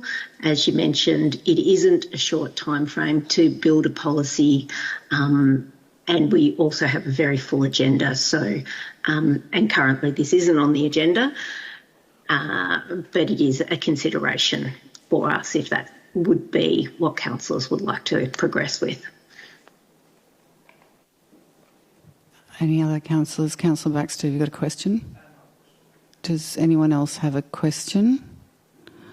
I have a further question, if I may, Dana. When we permit the various ones, it's usually done on a yearly basis, isn't it? So it's not something that we do.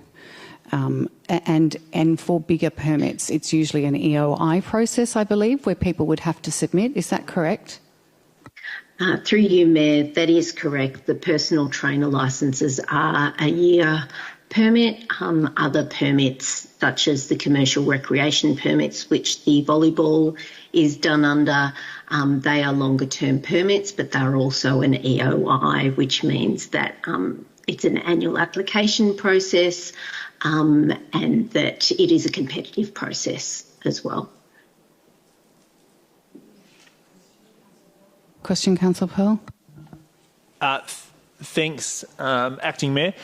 My question is where did this all start? Did Council receive a complaint from the public, or are there concerns about public safety in relation to the activity that's been happening on the foreshore? Where did this all come from? And secondly, is it born from a concern of public safety? And if you can detail what that is, that'd be good, useful. Dana Pritchard.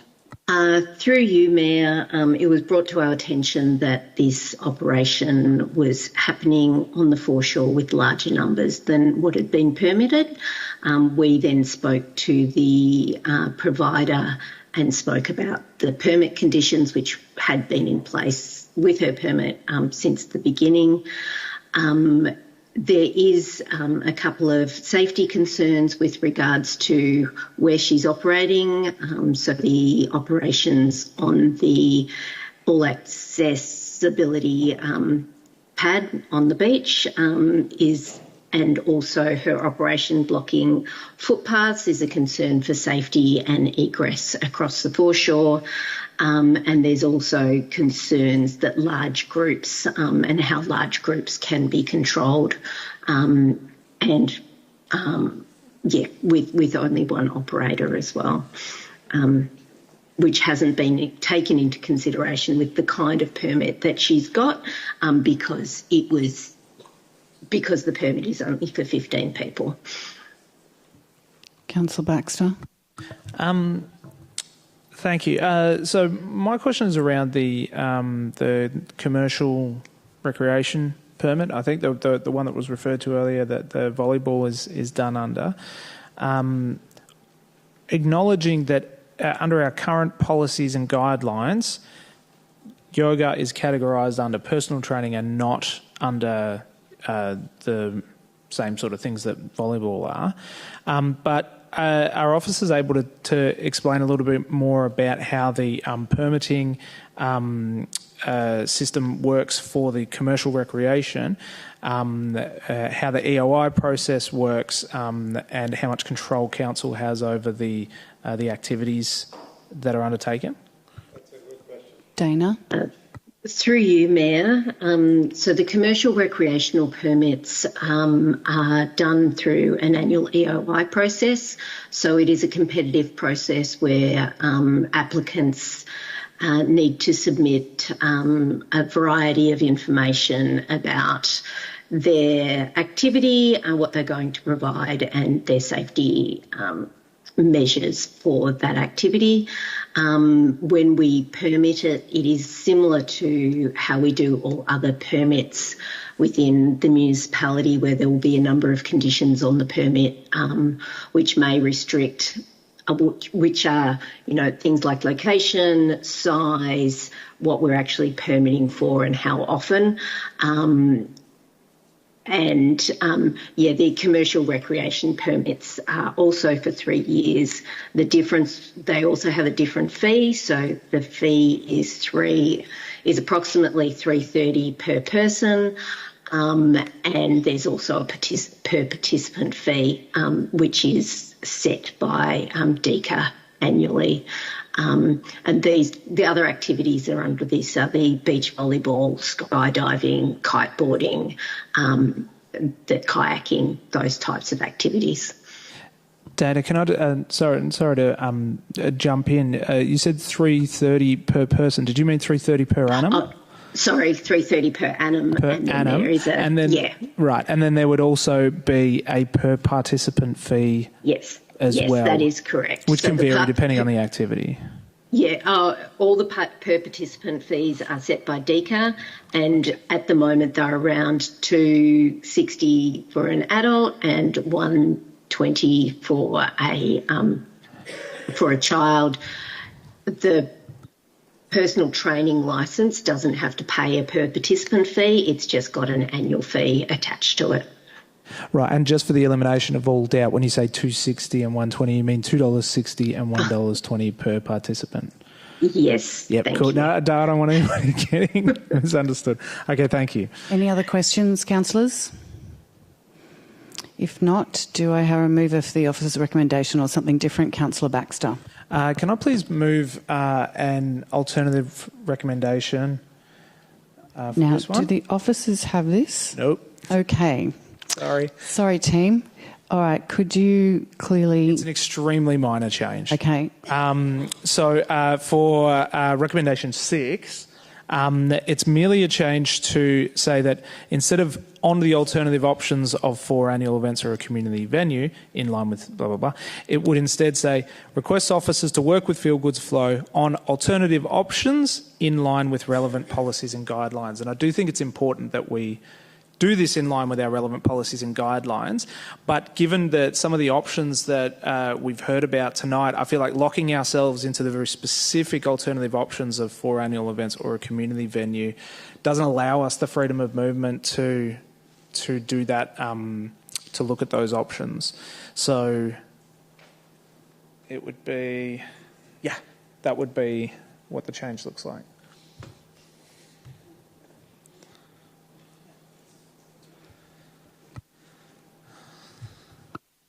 Okay, that's right. Do I have a seconder for that? Councillor Bond. All right. Councillor Baxter. Thank you, Acting Mayor. I'm going to, first things first, I usually make a habit of bringing any amendments or alternative recommendations to the officers to make sure that they can be enacted and that I'm not doing something silly. I really apologise that I've brought this up at the last minute. It's a bit out of character for me, so apologies. I think that this is one of those thorny issues where we set up policies and guidelines for really good reasons to try and make sure that there's fair use of public assets, right? And I don't think anyone's going to argue that you need a set of rules, right? Because otherwise, generally, commercial operators will just take whatever the hell they want, right? So we've got those, and I think they looked really, really good until we found an edge case that sort of, doesn't quite work. And perhaps we need to look at our policies, and don't worry, officers, no alarm bells. I'm not necessarily suggesting in this motion that we do a full policy review. I think that's potentially too much for tonight. But I do think that it makes sense for us to, having done this work, and this is a good report that actually looks into everything that's there. It's really good and informative. But just so that we can actually request our officers to go and look at alternative options. We've heard, for example, that there was an alternative option at the sea baths. We've we've heard about different policies and potential things we can think about. It'd be really good if we can not lock ourselves into the very specific options that are recommended in this report, even though they are still there and we can still look at them and can still discuss that with people, but that we just try and be flexible here without throwing out our policies and guidelines. And I do feel like some of the speakers who came here tonight were like, really, can't you do something here? And you have to understand, the work that goes into just changing your policies is massive, right? So we have to be very careful about turning such a huge ship around that is local government. But I like to think that we have some level of flexibility here. I like to think that there's something we can do. So I'm hoping that this is the kind of compromise that leaves everybody somewhat unhappy, but potentially leaves the door open to getting somewhere else. So that's this motion. Councillor Bond? Yes, agree with all of what Councillor Baxter said. We do set these policies, and our officers are required to follow the policies, and in this instance they have followed the policies that we've set. But unfortunately it's resulted in a situation that we probably didn't anticipate when we first set these policies, so we need to look at, how do we make this work? And as Councillor Baxter said, if we didn't have these policies in place, you would go down to the St Kilda foreshore and it would be full to the brim with personal trainers, yoga teachers, dog walkers, sporting clubs, ambush marketing, the whole lot. We've got a beautiful foreshore and everyone would want to use it, so we have to have some sort of system in place to allocate that usage. We've come up with a situation here where it probably doesn't fit into the current policy of personal training, which is capped at 15, and it probably doesn't fit into an event permit, which would require $400 per occasion. But even then, our policy says you can only have 4 events per year down there each person. So we understand you want to make this a weekly or monthly or fortnightly event. So we need to have a look at how we can make this work. And I think the change in wording there gives us the flexibility to work with the people involved in this and come back with hopefully an answer and a policy that works for you, and maybe you'll wind up happy on the sea baths rooftop and you don't want to go back downstairs. And we'll find that out in a couple of weeks once you've have a bit of go of it, if that works for you. But in the meantime, we're prepared to look at this and work with you and make sure we can come up with something that works. There is another category we have which we sort of roughly touched on, which is about $330 a year and $2.60 per participant that we use for skydive, pony rides, the beach volleyball, kiteboard, paddling under that. So there is somewhere there we can look at a little bit of flexibility and hopefully come up with a solution for you, and hopefully that works. And I urge my fellow councillors to support this very minor change to the recommendation, and we'll work with the operator here and see if we can find a solution that works for everyone. Any other councillor like to speak to the alt-rec or motion? No one else? Councillor Baxter, do you want to close? Okay, councillors, we'll take this to the vote. All those in favour? That's carried unanimously. All right, we're going to move on to item 7.2, which is the petition for the request of the use of Elwood Primary School Reserve. Actually, while everyone's leaving, we might take, what's the time? 5-minute break. So we'll take 5 minutes and we'll come back for the petition 7.2. I can't. Oh, there we are. Everyone, if you could please resume your seats so we can get the lovely people in the audience home? Just go. Peter and Chris, I'm going to start without you. 7.2, we are at that number of the petition, which is the request for the use of the Elwood Primary School Reserve as an off-leash dog park. Councillors, do we have any questions of the officers in regards to this item? I'll have a question, if I may, and I believe it's to Dana Pritchard again. Was there a timeline or a time frame around the agreement that Council originally made with the use of that space with the Elwood Primary? Through you, Mayor, I'd have to take that one on notice. I may ask another question. Have there been any recent discussions with the school around this issue? Through you, Mayor, before we put in MO Moran Dog Park, we did approach the school about whether or not they were interested in converting that space to a dog off-leash area, and at the time it wasn't something that they were supportive of. Thank you. Any other councillors have questions for the officers? If not, we have an officer's recommendation. Do I have a mover and a seconder? Councillor Baxter to move, and I'll second it. Councillor Baxter, would you like to speak to the motion? Oh, look, just to thank the petitioners, we'll take a look at this and come back with a response.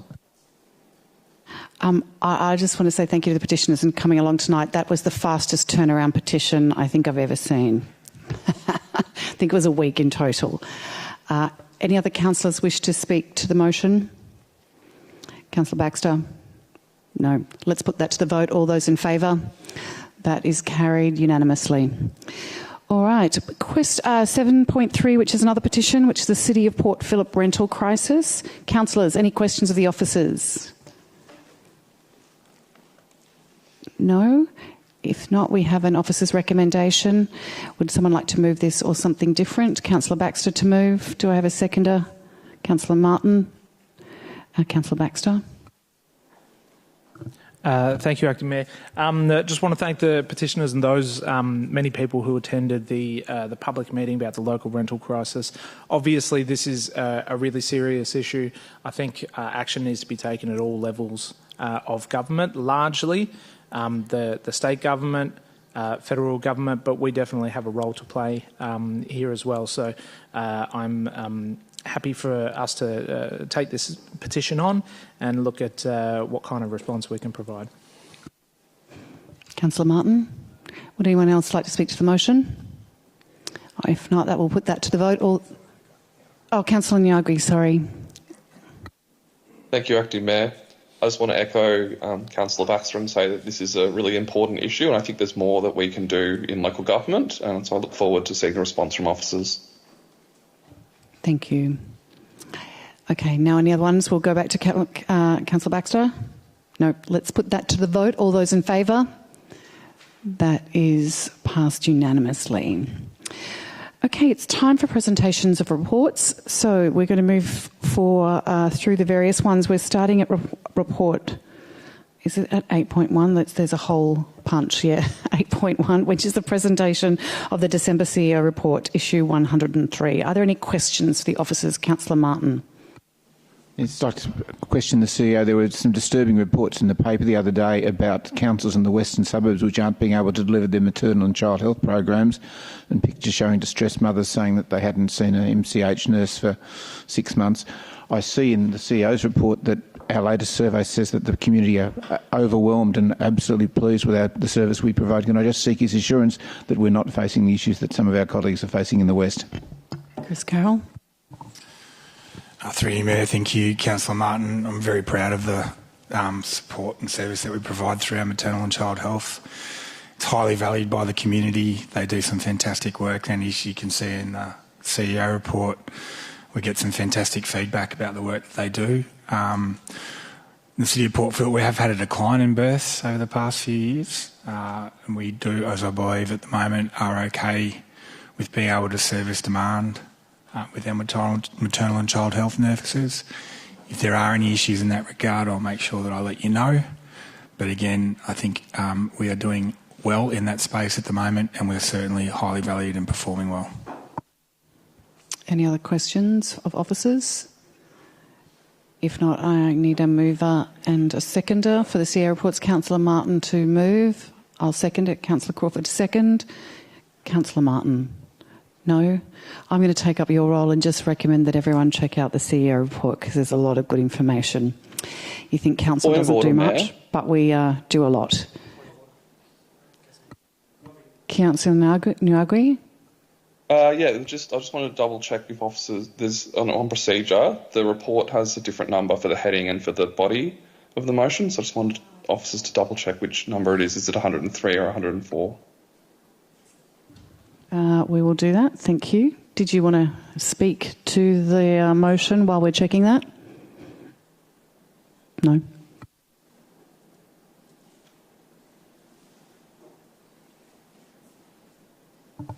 Through you, Mayor, the actual report has volume 104. I do note in the tab in the pack it does describe it as issue 103. The council proposed resolution says 104, is that right? So I think it's aligned. If there is an issue, Councillor Nyagui, I will correct that at a later date. Is it? Okay, I'm blaming my notes. No, it's my responsibility. I didn't check that, sorry. 3. Yep. Sorry, that's our responsibility. There is a on the agenda it is written down as 8.1 presentation of December CEO report, but I can confirm this is the January 2024 CEO report, volume 104. So apologies. Are you still fine to move that one, Councillor Martin? Yes, and me second it. Would anyone else like to speak to the motion? No, let's put that to the vote for the January 104. All those in favour? That is carried unanimously. 9.1 is the Older Persons Advisory Committee Annual Report for 2023. Ian came to speak to it. Councillors, do we have any questions of the officers? If not, do I have a mover and a seconder? Councillor Martin to move. Do I have a seconder? Councillor Crawford. Councillor Martin. Firstly, I thank Ian McDonald, who's the Vice Chair of OPAC, recently re-elected, for coming along and making his presentation earlier. And can I announce that Wendy Priddle, who was last year's Chair, has been re-elected as Chair as well. The OPAC meetings are my favourite meetings of all the activities I'm involved with in Council, and surprise, surprise, I like them even more than our Council meetings. And to sit in a room with a dozen like-minded people who have common interests and who are very, very genuinely concerned for the well-being of the older people in our municipality is an absolute delight. Sometimes we hear some concerns that are quite disturbing, and we deal with issues that are quite upsetting, but the members of OPAC are always very, very positive, and they always come back with some, I think, excellent solutions to council. We've been working through with OPAC, for example, with the aged care reforms, with some issues that we weren't entirely comfortable with where some things were going, but the recommendations that OPAC's made, which I've tried to support through the chamber, and I've got another one coming up later on tonight, I believe we'll try and make sure that we cut our cloth to fit the situation and make the best possible outcomes for older people. So, as I say, truly, truly wonderful people, and I commend the report to you. It gives you just a little idea as to what a very, very effective council advisory committee can be, because they are a very, very effective advisory committee. I will echo that. We have impressive advisory committees within the city, and we're very lucky in that regard. But OPAC is probably the most hardworking and across so many different issues. So thank you for all the hard work for the members of the committee. Would any other councillor like to speak to the motion? Councillor Martin? No. Let's put that to the vote. All those in favour? That is carried unanimously. Moving on to 10.1, which is Cowderoy Street right turn restriction trial. Now, Councillor Nyagui, would you like to reiterate your conflict of interest? Thank you, Acting Mayor. Just pull it up 1 second.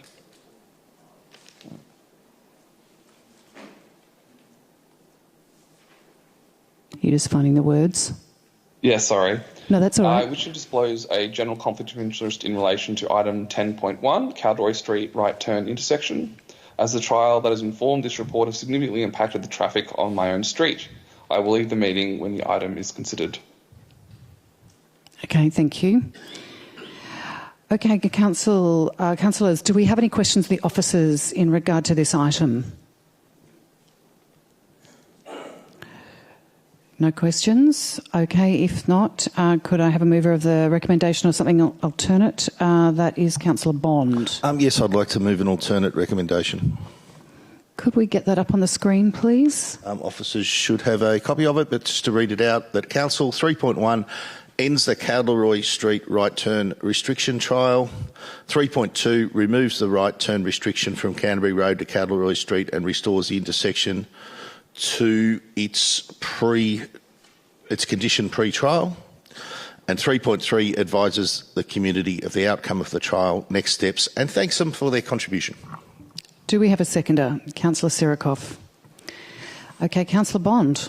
Yes, just speak very briefly to this.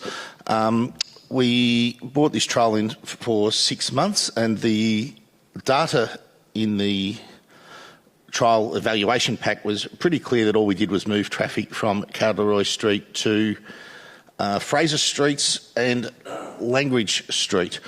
One of the reasons I think we should remove the trial and have the traffic go back to Cowderoy Street is it's pretty simple that Cowderoy Street is the best placed street to cater for this traffic, and it may not be an ideal situation there, and I know some of the residents who live in Cowderoy Street may not be happy, but Cowderoy Street has the traffic calming measures in place that the other two streets don't. It has the roundabout at the intersection of Cowderoy and Park. It has the traffic lights at the intersection of Cowderoy and Beaconsfield Parade, all of which make it the best street, not an ideal street, but the best street to cater for any through traffic that traverses from Canterbury Road through to Beaconsfield Parade. None of Fraser Street or Langridge Street or any of the other streets further up have that sufficient traffic calming measure in place to allow them to safely take traffic off Cowderoy Street. If that changes in the future and those streets are upgraded or changed or some work is done to make them better able to safely carry the traffic from Canterbury Road through to Beaconsfield Parade at some point in time in the future, we can certainly look at what we do. What this trial showed, I think people might have been hoping that people would find an alternate use. They wouldn't cut through between Canterbury and Beaconsfield Parade using any of these streets, but it's shown that that just wasn't the case. Same number of cars went from Canterbury to Beaconsfield Parade. They just used different roads and roads that are less capable of handling the traffic than Cowderoy Street. So we've tried it. It didn't work. I think we go back to how it was, and we send the traffic down the street that is best placed to handle it, which is Cowderoy. Councillor Sirikoff. Thank you, Acting Mayor. The outcome of this trial has somewhat improved traffic issues on Cowderoy Street, but it has also essentially shifted the traffic volume and issues upstream to the two closest neighbouring streets, being Fraser Street and Langridge Street. The report shows for Cowderoy Street that the traffic volumes during the 2-hour restricted period has approximately halved, going from about 560 to 280 vehicles. However, about 90% of this traffic has shifted to Fraser Street and Langridge Street, with the traffic volumes more than doubling in these two streets during the 2-hour restricted period. So while the traffic volume was reduced in one area, unfortunately redirection of traffic has introduced unacceptable traffic impacts elsewhere, notably on Langridge Street where it crosses Patterson Street. At the intersection of Cowderoy Street and Park Street, the roundabout does slow down the movement of traffic and minimises any occurrence of accidents, if any accidents at all. However, further down the road at the intersection of Patterson Street and Langridge Street, there is no roundabout to manage traffic in the same way. And even though speed humps and stop signs were installed in mid-2023 on Langridge Street, cars, vans, motorbikes, delivery, food, bikes and e-bikes repeatedly speed through this intersection as they cross Patterson Street, ignoring the stop signs and speed bumps as they race through the intersection to beat trams, buses and other vehicles on Patterson Street. The same residents who provided officers more than a year ago with a folder of photographs of the many car crashes at Langridge Street recently shared with Council ample, disturbing video footage showing how the traffic safety has got worse. It's right down dangerous and is only compounded on Langridge Street during the Cowderoy Street trial. This has ended up in further crashes and increased near misses. One of the criteria for this trial was to monitor impacts of any redirected traffic volumes on the surrounding road network. Unfortunately, there have been unforeseen consequences elsewhere, which has increased safety concerns and the likelihood of crashes with the shift in traffic volumes during this trial. As well, the report mentions that some drivers continue to ignore the no right-hand turn on Cowderoy Street during the restricted times.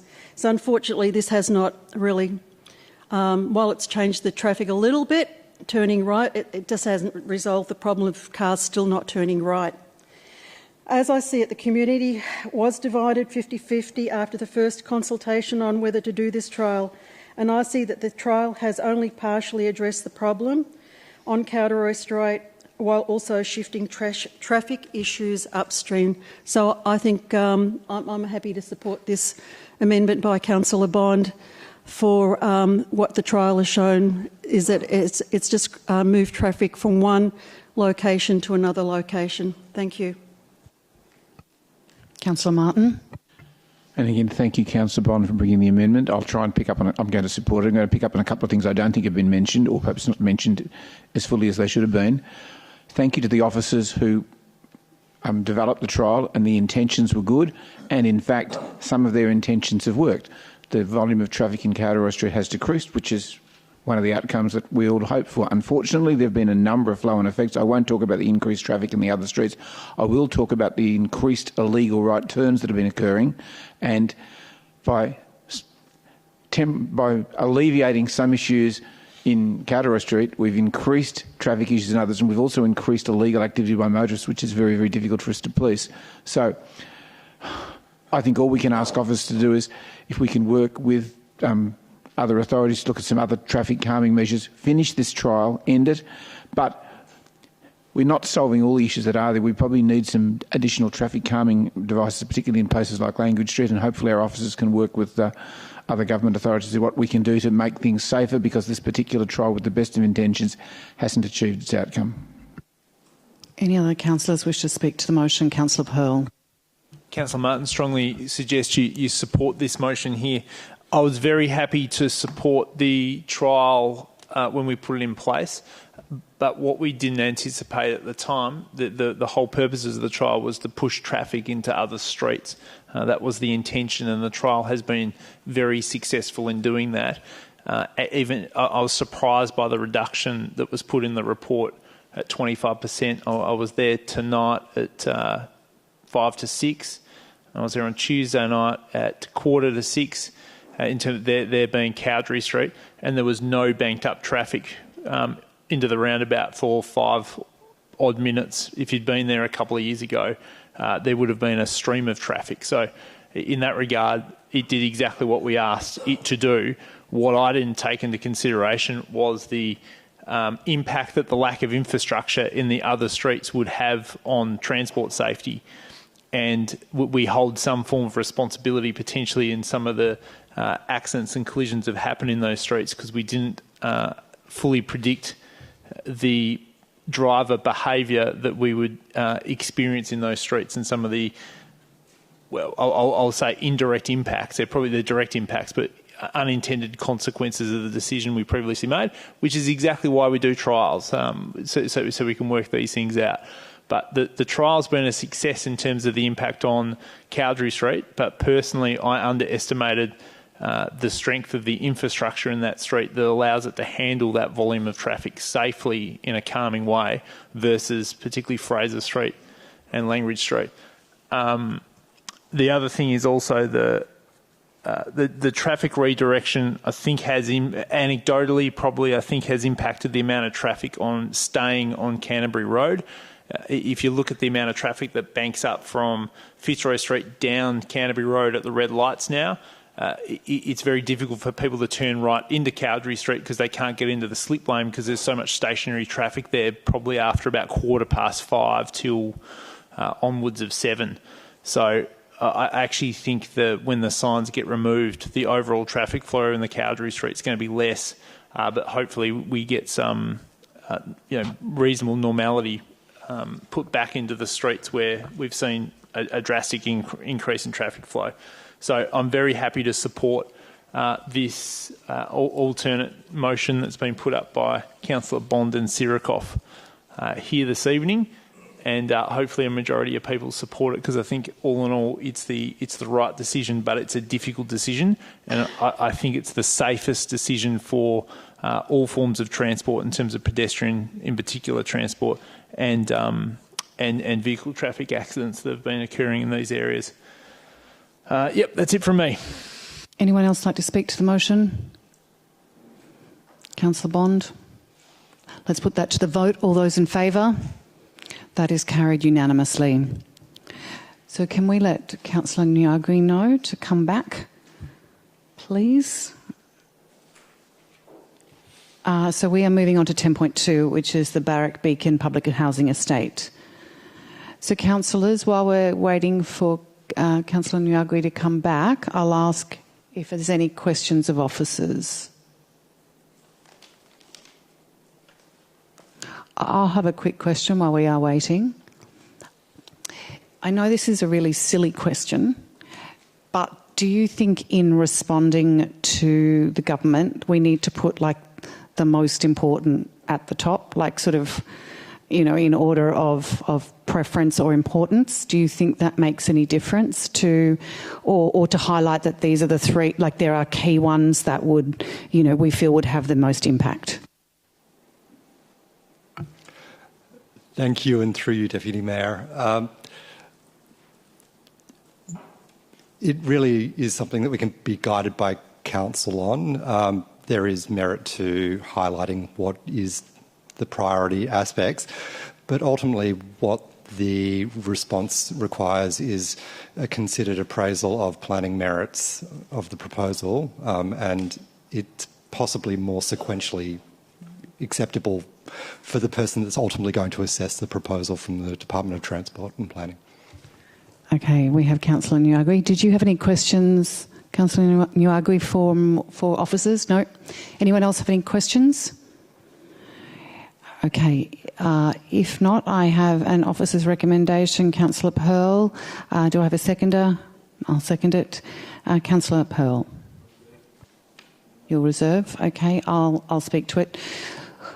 Obviously, in a housing crisis, we welcome the investment from state government to look at how we can maximise housing and opportunities for people in our community. However, we do need to look at the amenity and the impact of surrounding areas as we would do in any planning application. We are not the authority on this one, so we are merely giving feedback. So I want to thank all the members of the community who have contacted us to let us know of the various things, their concerns. I do think that the officer's report captures quite a number of them, of the key concerns, but I just wanted to say, yes, overall, I think the mix of housing and the opportunity to increase housing in our municipality is a great one, but obviously we need to try and get our feedback right.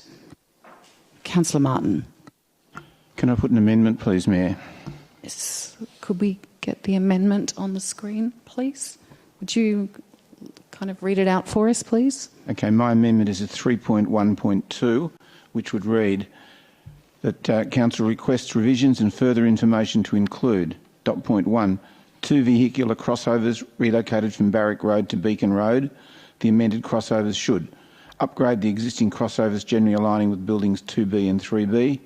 Vehicle crossings in the bike lane must clearly contrast to each other to ensure bike riders can see there is a vehicle crossing. Stop line markings on either approach to the bike lanes to be installed to reiterate right-of-way for riders. Soft speed hump to be installed prior to bike lanes for vehicles exiting the development to further reiterate the point above. Greater sight lines required for vehicles exiting development outside of the planning scheme, as the sight line required in the planning scheme is meant for vehicle pedestrian conflicts and not for vehicle cyclists. And then a second dot point, an amended traffic report to consider the pedestrian circulation around the site and whether any pedestrian safety measures are required at the intersection of Barak Road and Howe Parade as a result of the increased traffic generation. Any recommendations for improvements are to be delivered as part of the approved development. And finally, delete in the last paragraph the word traffic. Okay, Councillor Martin, we just need to clarify that second part. Where was the second part? So we've got that first wing all about the vehicular and cyclist, and then you had a traffic, pedestrian, or where's that meant to go? It's a second dot point in 3.1.2. And I believe officers have that. So after the... So does that make sense, Rebecca? After not vehicular size full stop, then there's a second dot point with another sentence. And the second dot point would read... Okay. Officers, hopefully you've got this. Amended traffic report to consider the pedestrian circulation around the pause. site. We need an amended traffic report. Okay, we're just going to adjourn briefly, like a minute. Have you got that on the computer that you can show Rebecca, please? Sorry, everyone, we'll just take a minute it's going to be otherwise very arduously painful. All right, everyone, we're going to get back to it. Okay, so we have that on the screen now. Do I have a seconder for the amendment? Councillor Bond. Okay, Councillor Martin, do you want to speak to the amendment? Thank you, Mayor. Those of you who know me know that two of my passions are increased housing, particularly social and affordable housing, and getting as many separated bike lanes in the city of Port Phillip as possible. And I'm a little conflicted over this.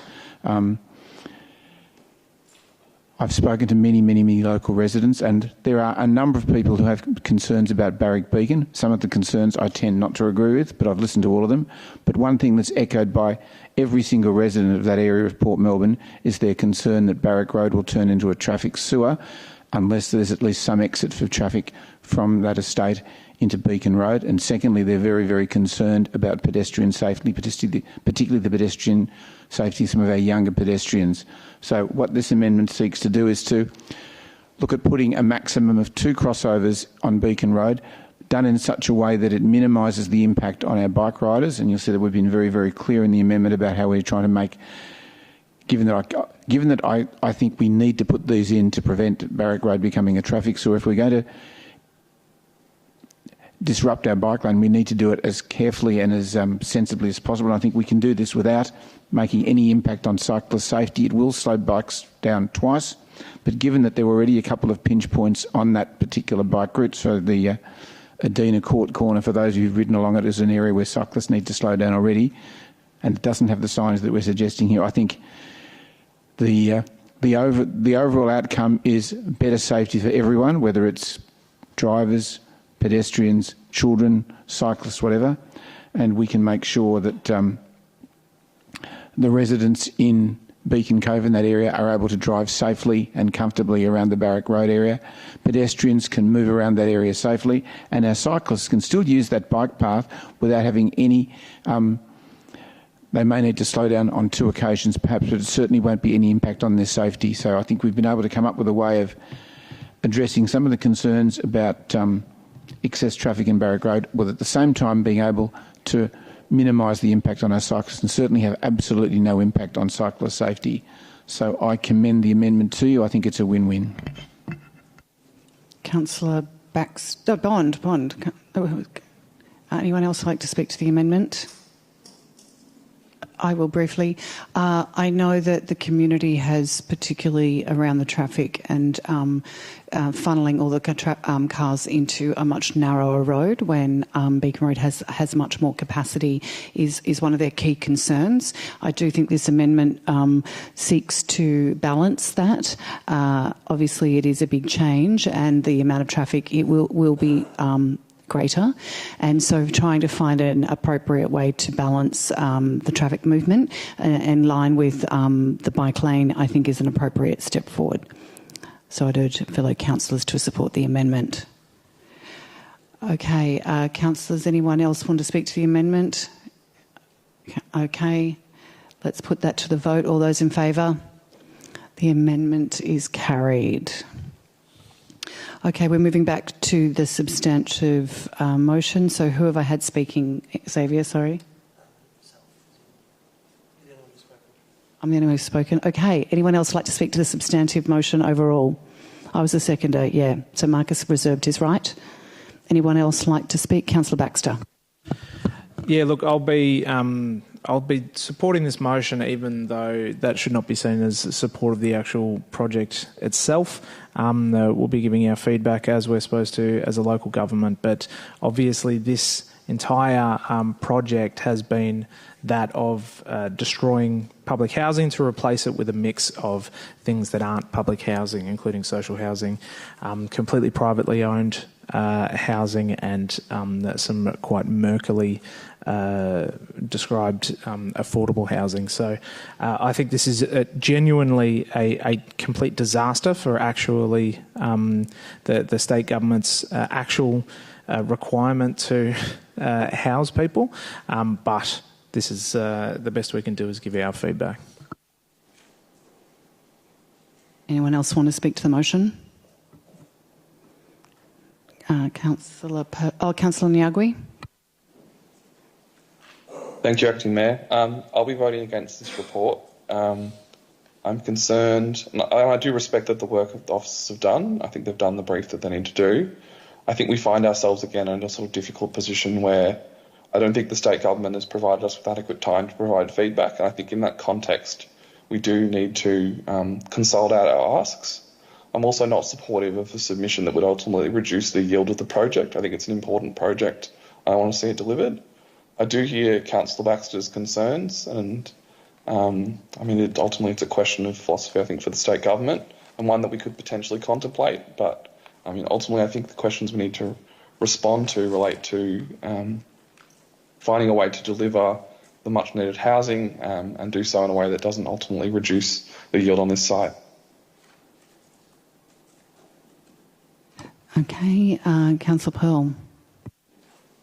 Could I start with a clarifying question? Does this amendment reduce the yield on the site in terms of overall number of dwellings? I assume it does. If so, by how much? Sorry, the motion we're considering on now.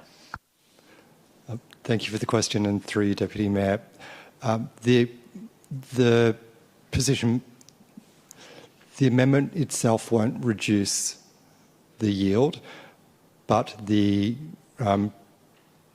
recommendation that we submit to the Minister will reduce it by approximately 10 units. We're looking at proposed setbacks for buildings 2 and 3, and that will have a consequence to the number of units within the development. It's difficult to quantify that in an absolute sense, but our anticipation is about 10. Did you want to then speak to the motion?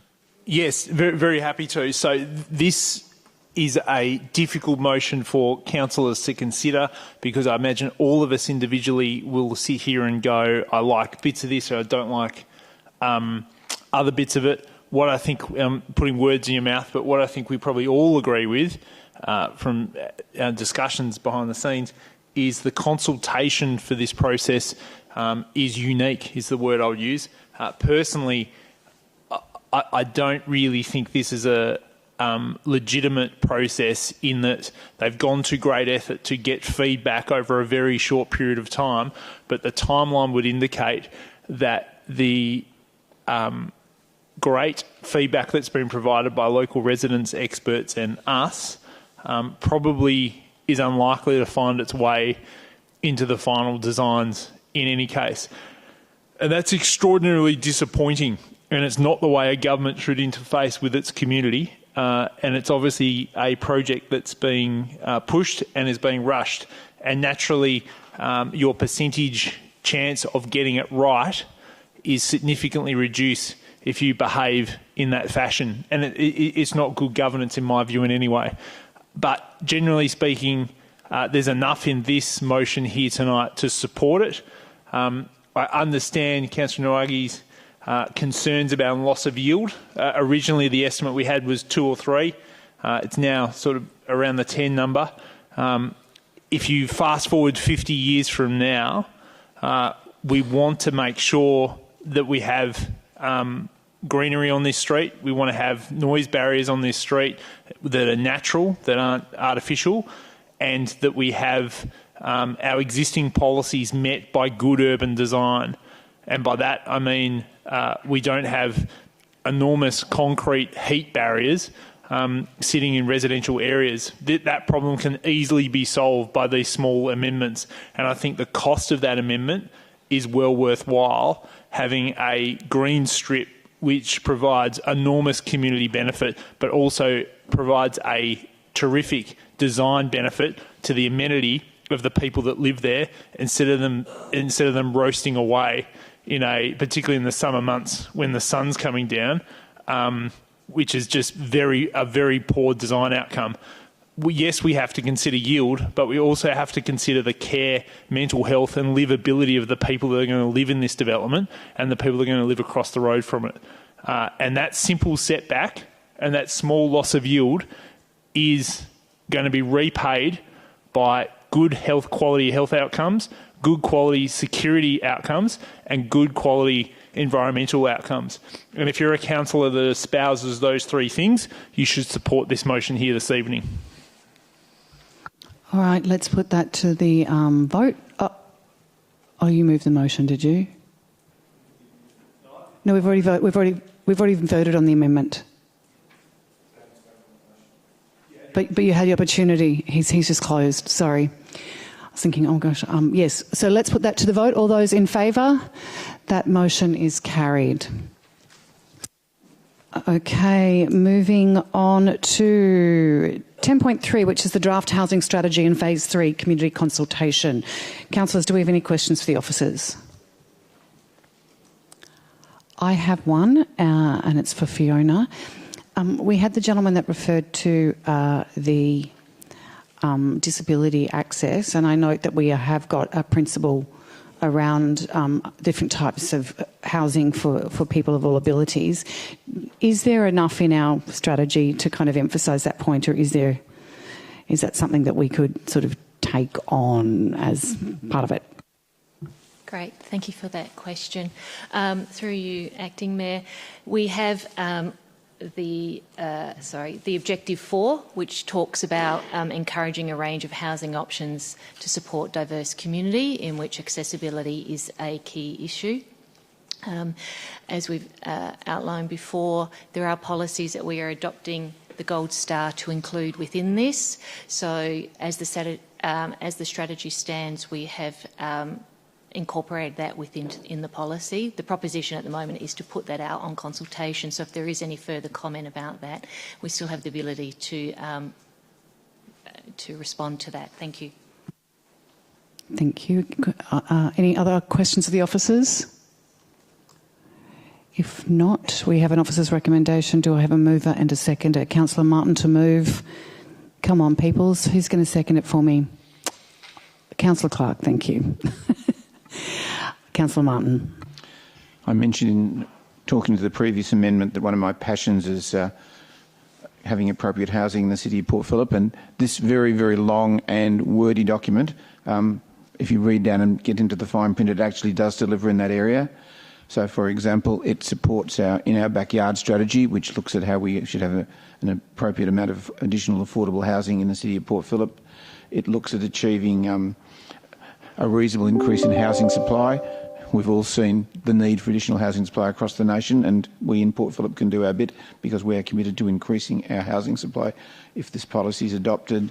I note for those of us who are very concerned about the impact of climate change that this policy incorporates addressing issues from greening Port Phillip to make sure that we have adequate canopy cover and things like that in any of the new properties that we're developing. It talks about responding to the latest information that we have about floods and responding to flood-prone areas, so that we won't be building large, low housing on the foreshore, because there are documents that will make sure that doesn't happen. And last but not least, it's just a fascinating read when you're looking at the different types of housing across the municipality. I must have had nothing better to do when I actually read through the entire document and have a far better understanding of the various types of housing that we have in Port Phillip. So for those of you interested in the historical background to the development of our housing and where we are now, it's a good read in that area as well. So it ticks all the boxes for me as being a very solid policy. Councillor Clark. No. Would anyone else like to speak to the motion? No. Let's put that to the... Oh, sorry, Councillor Martin, did you want to close? Just that I commend it to you and I hope that the community like it and respond favourably to it. All right, let's put that to the vote. All those in favour? That is carried. Not yet, just carried. Okay. Let's move on to... Oh, again, there's a hole. Is it 10.4? 10.4? Sorry, there's just hole punches right where the report number is. A couple of these. Something 0.4, 10.4, thank you, which is the City of Port Phillip Spatial Economic and Employment Framework, CEF, adoption. It's just too long to scroll, otherwise I would. Okay, we have a report before us. Any questions of the officers? No? If not, do I have a mover and a seconder? I'll move it. Who would like to second it? Come on, folks, come on. Usually we're jumping to it. Councillor Martin. I'll reserve my right. Councillor Martin, would you like to speak to it? Would any other councillors like to speak to this? I'm just going to thank the officers for all the hard work that's gone into this. It's one of these big pieces of work that, although it won't be forefront of people's minds, does provide the basis for the long-term vision for our city, and particularly around the economic prosperity and economic employment opportunities. So thank you again. All right, let's put that to the vote. All those in favour? That is carried. Again, not unanimously. That is carried. Did he vote? Did you vote, Councillor Nyagwi? Yes, sorry, Mayor, I was a bit slow. Okay, all right, we voted unanimously on that one. Time to go to 13.1, which is the City of Port Phillip Advocacy Strategy. Okay, councillors, do we have any questions for the officers? I need to scroll. Councillor Pearl. I'm happy to move. Okay, just check if anyone else has got any questions. All right, we'll go with Councillor Pearl to move. Who would like to second it? Councillor Sirikoff. Councillor Pearl? I reserve.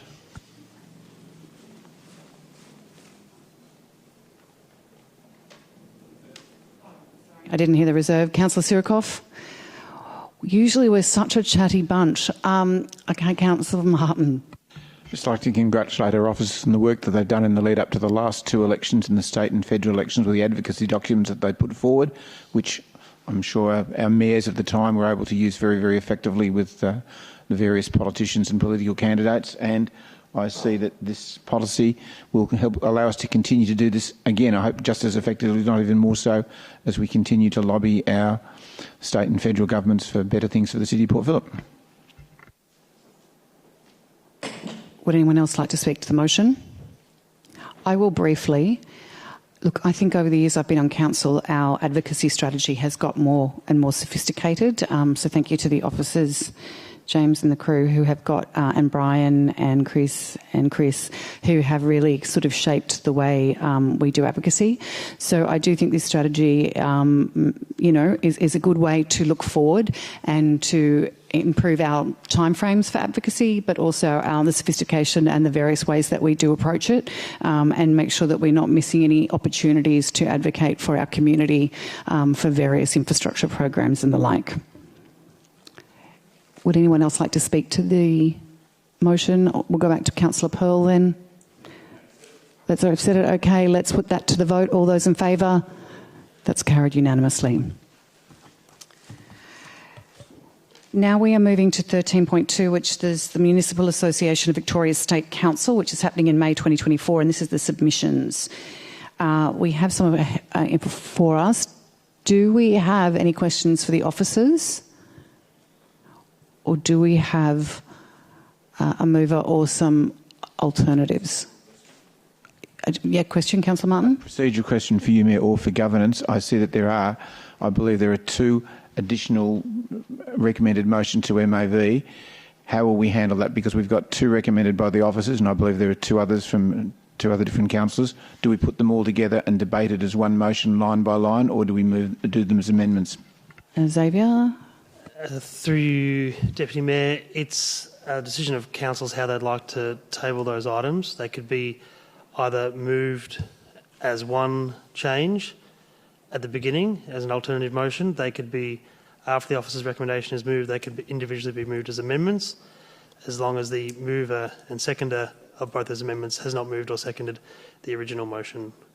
Alternatively, they could be put as an alternative motion should the original motion fail. Does that answer your question, Councillor Martin, or did you want clarification? Not really. Is it possible to put up an alt-rec that includes all four things so that rather than come back and watch motions fail, and then council can decide perhaps to debate each one of those four items very briefly one by one, so we can decide whether we support all four, 3, 2, 1 or 0 of them? Through you, Mayor, is the question, could the item all be put up as one motion and then debated on each item voted on separately? Yeah, that could be done.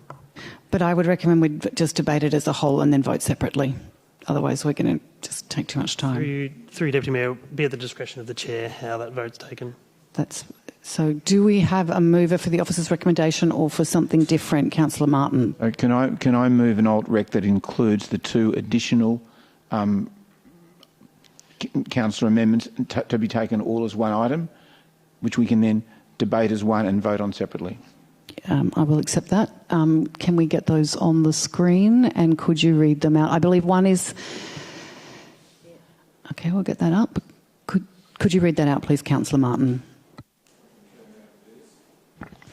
So the first one is that the MAV, this is a recommendation, advocates to the Victorian State Government for support for local governments wanting to be the first point of contact for older people seeking access to in-home care and related services that best meet their needs.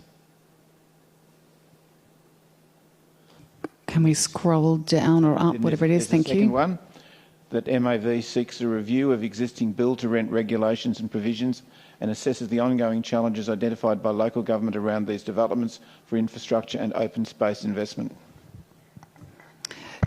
Do I have a seconder?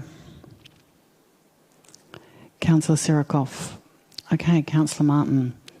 So just to clarify, everyone, we're going to just talk it as a whole and then we will vote on each particular suggestion to take to MAV separately, but we'll do it quickly.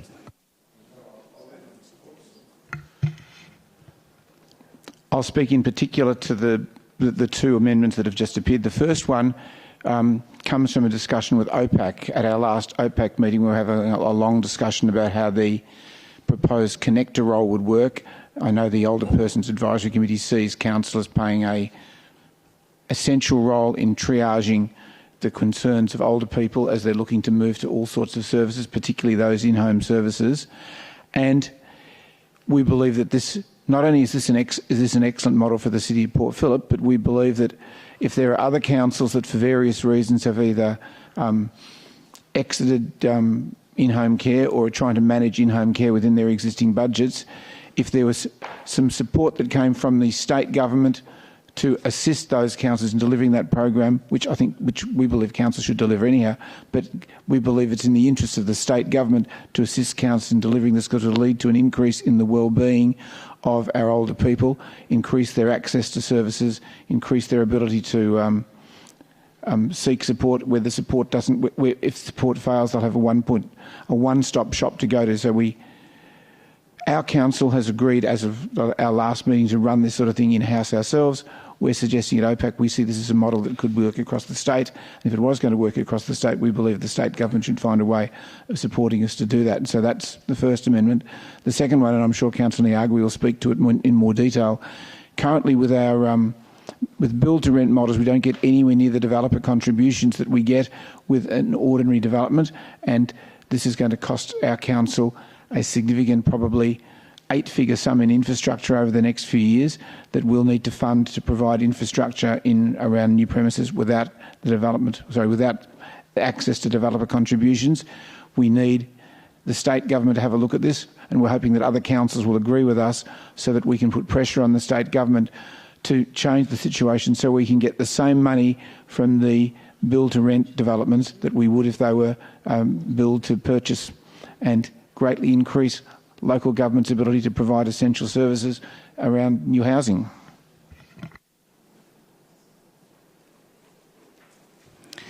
Councillor Sirikoff, would you like to speak to these motions? Yes, just briefly. I think it's really important that, given that the council is going to a village model, and where we were looking at having a community connector, that we want to have a really good service for all the clients who will be transitioning, to make nobody's lost between the cracks, no one's left behind, and they can be assured that they will receive assistance in whatever transition, what the services they have now going to new services. And so I think this is really important that it's not cut short in any way by getting support from the state government, and that we look after our elderly. Thank you. Councillor Niagui. I'm not supportive of the first two and the aged care amendments. I think less is more when it comes to MAV. I think when we bring motions forward, they need to really have significant statewide reach and impact. I think that, although well-intentioned, the first two motions are probably things that are better raised directly with ministers when we meet with them at a council level, and they're not necessarily relevant to most councils across the state, which is often a bugbear of other councils at MAV meetings. Similarly, I'm not quite sure. I mean, we have to assess the impact of our service in terms of being the first point of contact for aged care, but I'm not quite sure it's appropriate for us to be at this stage advocating for the state government to get involved in funding. Most aged care funding these days is provided by the federal government. I think it's starting to kind of create confusion, and it's probably a bit premature. That said, I would also say that I think we've kind of forfeited our right to advocate on these issues when we decided to privatise our services last week. On Part 4, though, I think that is a really important motion of state significance. We're seeing again and again housing applications coming up to us that are built to rent and are significantly eroding our infrastructure and open space investment as a result. I think this is ultimately a strange loophole in the planning scheme. I think given the work being done to try to increase housing supply, I think if we have more of these kind of projects, we're going to significantly undercut ourselves. So I think it's pretty urgent and important that we get that one to MAV. Any other councillor wish to speak to the motion? Councillor Martin, did you want to close before we go to the vote? Totally agree with everything that Councillor Niagui just said about the fourth dot point. To go back to the third dot point, where we're seeking support from the state government for assisting local councils in dealing with their older people, I'm aware that it's the federal government that holds the whip hand. It's the federal government that's put us into the situation where we currently are by changing their funding model. And I think that when push comes to shove, the state government's best way of assisting us would be to and MAV can't directly lobby the federal government. MAV is simply a body that works with the state government. But further down the track, if MAV is going to be supporting councils in providing better assistance to aged care, they can do that by lobbying the federal government. We can't lobby the federal government ourselves through MAV, but we can ask MAV to do that. So the purpose of that third motion there is not necessarily to expect the state government to come with lots of money to support councils improve their delivery of in-home aged care services, but to advocate to the federal government to replace some of the funds that they've taken away from local government recently that have caused a number of councils to make the decisions similar to the ones that we made a couple of weeks ago. So that's the purpose of that. Okay, so we are going to firstly vote on 3.1.1. Well, 3.1 and 3.1.1. So that's just the endorses the submission, is that section. And then the first one, which is the collaborative support of the state government. So all those in favour? That is carried. Then we're voting on 3.1.2, that the NOV requests a round table, that section. All those in favour? That is carried. Then we are now voting on, if we could scroll up to the support for us councils being the first point of contact for older people navigating the home care system. All those in favour? Can I have what? So what's 1, 2, 3, 4? All those against? 1, 2, 3, 4. So I have the casting vote on this, and I'm going to vote for that, so it has carried. and then part 4, which is the vote in regards to the build to rent as to be taken to the MAV. So all those in favour? All those against? Okay, that has carried. All right, so that is that one done. I am aware of the time. We'll keep on moving and get through these the various reports. So we are now on to 13.3, which is the proposed discontinuance of road adjoining 3 to 5, 7, 9 and 15 Fitzroy Street, St Kilda. Councillors, do you have any questions for the officers? No questions. Do I have a mover? Thank you, Councillor Bond. Do I have a seconder? Councillor Sirikoff. Councillor Bond. No, Councillor Sirikoff. Councillor Baxter. Yeah, just want to point out that we try not to sell off public land that we absolutely need, but this is, I think anybody who's read this report can see that there's no public use we can make of this land, and this is probably the best way we can deal with it. Anyone else would like to speak to the motion? Councillor Bond. Let's put that to the vote. All those in favour? That is carried unanimously. Item 13.4, which is the Audit and Risk Committee biannual report as of the 31st of December 2023 and the annual review of the committee charter. Do we have any questions for officers? If not, can I have a mover and seconder? Councillor Martin to move, Councillor Sirikoff to second. Councillor Martin. Can I just acknowledge the work not just of our externally appointed officers but of those councillors who are involved with the audit and risk? I can't think of a committee that's either more important or perhaps drier in terms of the content. And if we didn't have an audit and risk committee, it would leave council, either it's a legal requirement, but secondly, it would leave council open to making mistakes that may not be picked up on. So I really thank all of those people involved, both our external appointees and our councillors who've been involved, for the fantastic job that they do, and hope that their report's accepted. Councillor Sirikoff. Yeah, I agree with Councillor Martin. It can be a bit dry at times, but at the same time, I really have learnt a lot listening to the independent committee members, and they do raise a lot of good questions, and look for the right reports, the right outcomes that serve the council. So, yeah, I'm happy to support this. Any other councillor wish to speak to the motion? Councillor Martin. Let's put that to the vote. All those in favour? That is carried unanimously. Item 13.5, which is the status of council decisions and questions taken on notice recorded by council from the 1st of October to the 31st of December 2023. I'm imagining there aren't any questions, but are there? No? A mover and a seconder, please.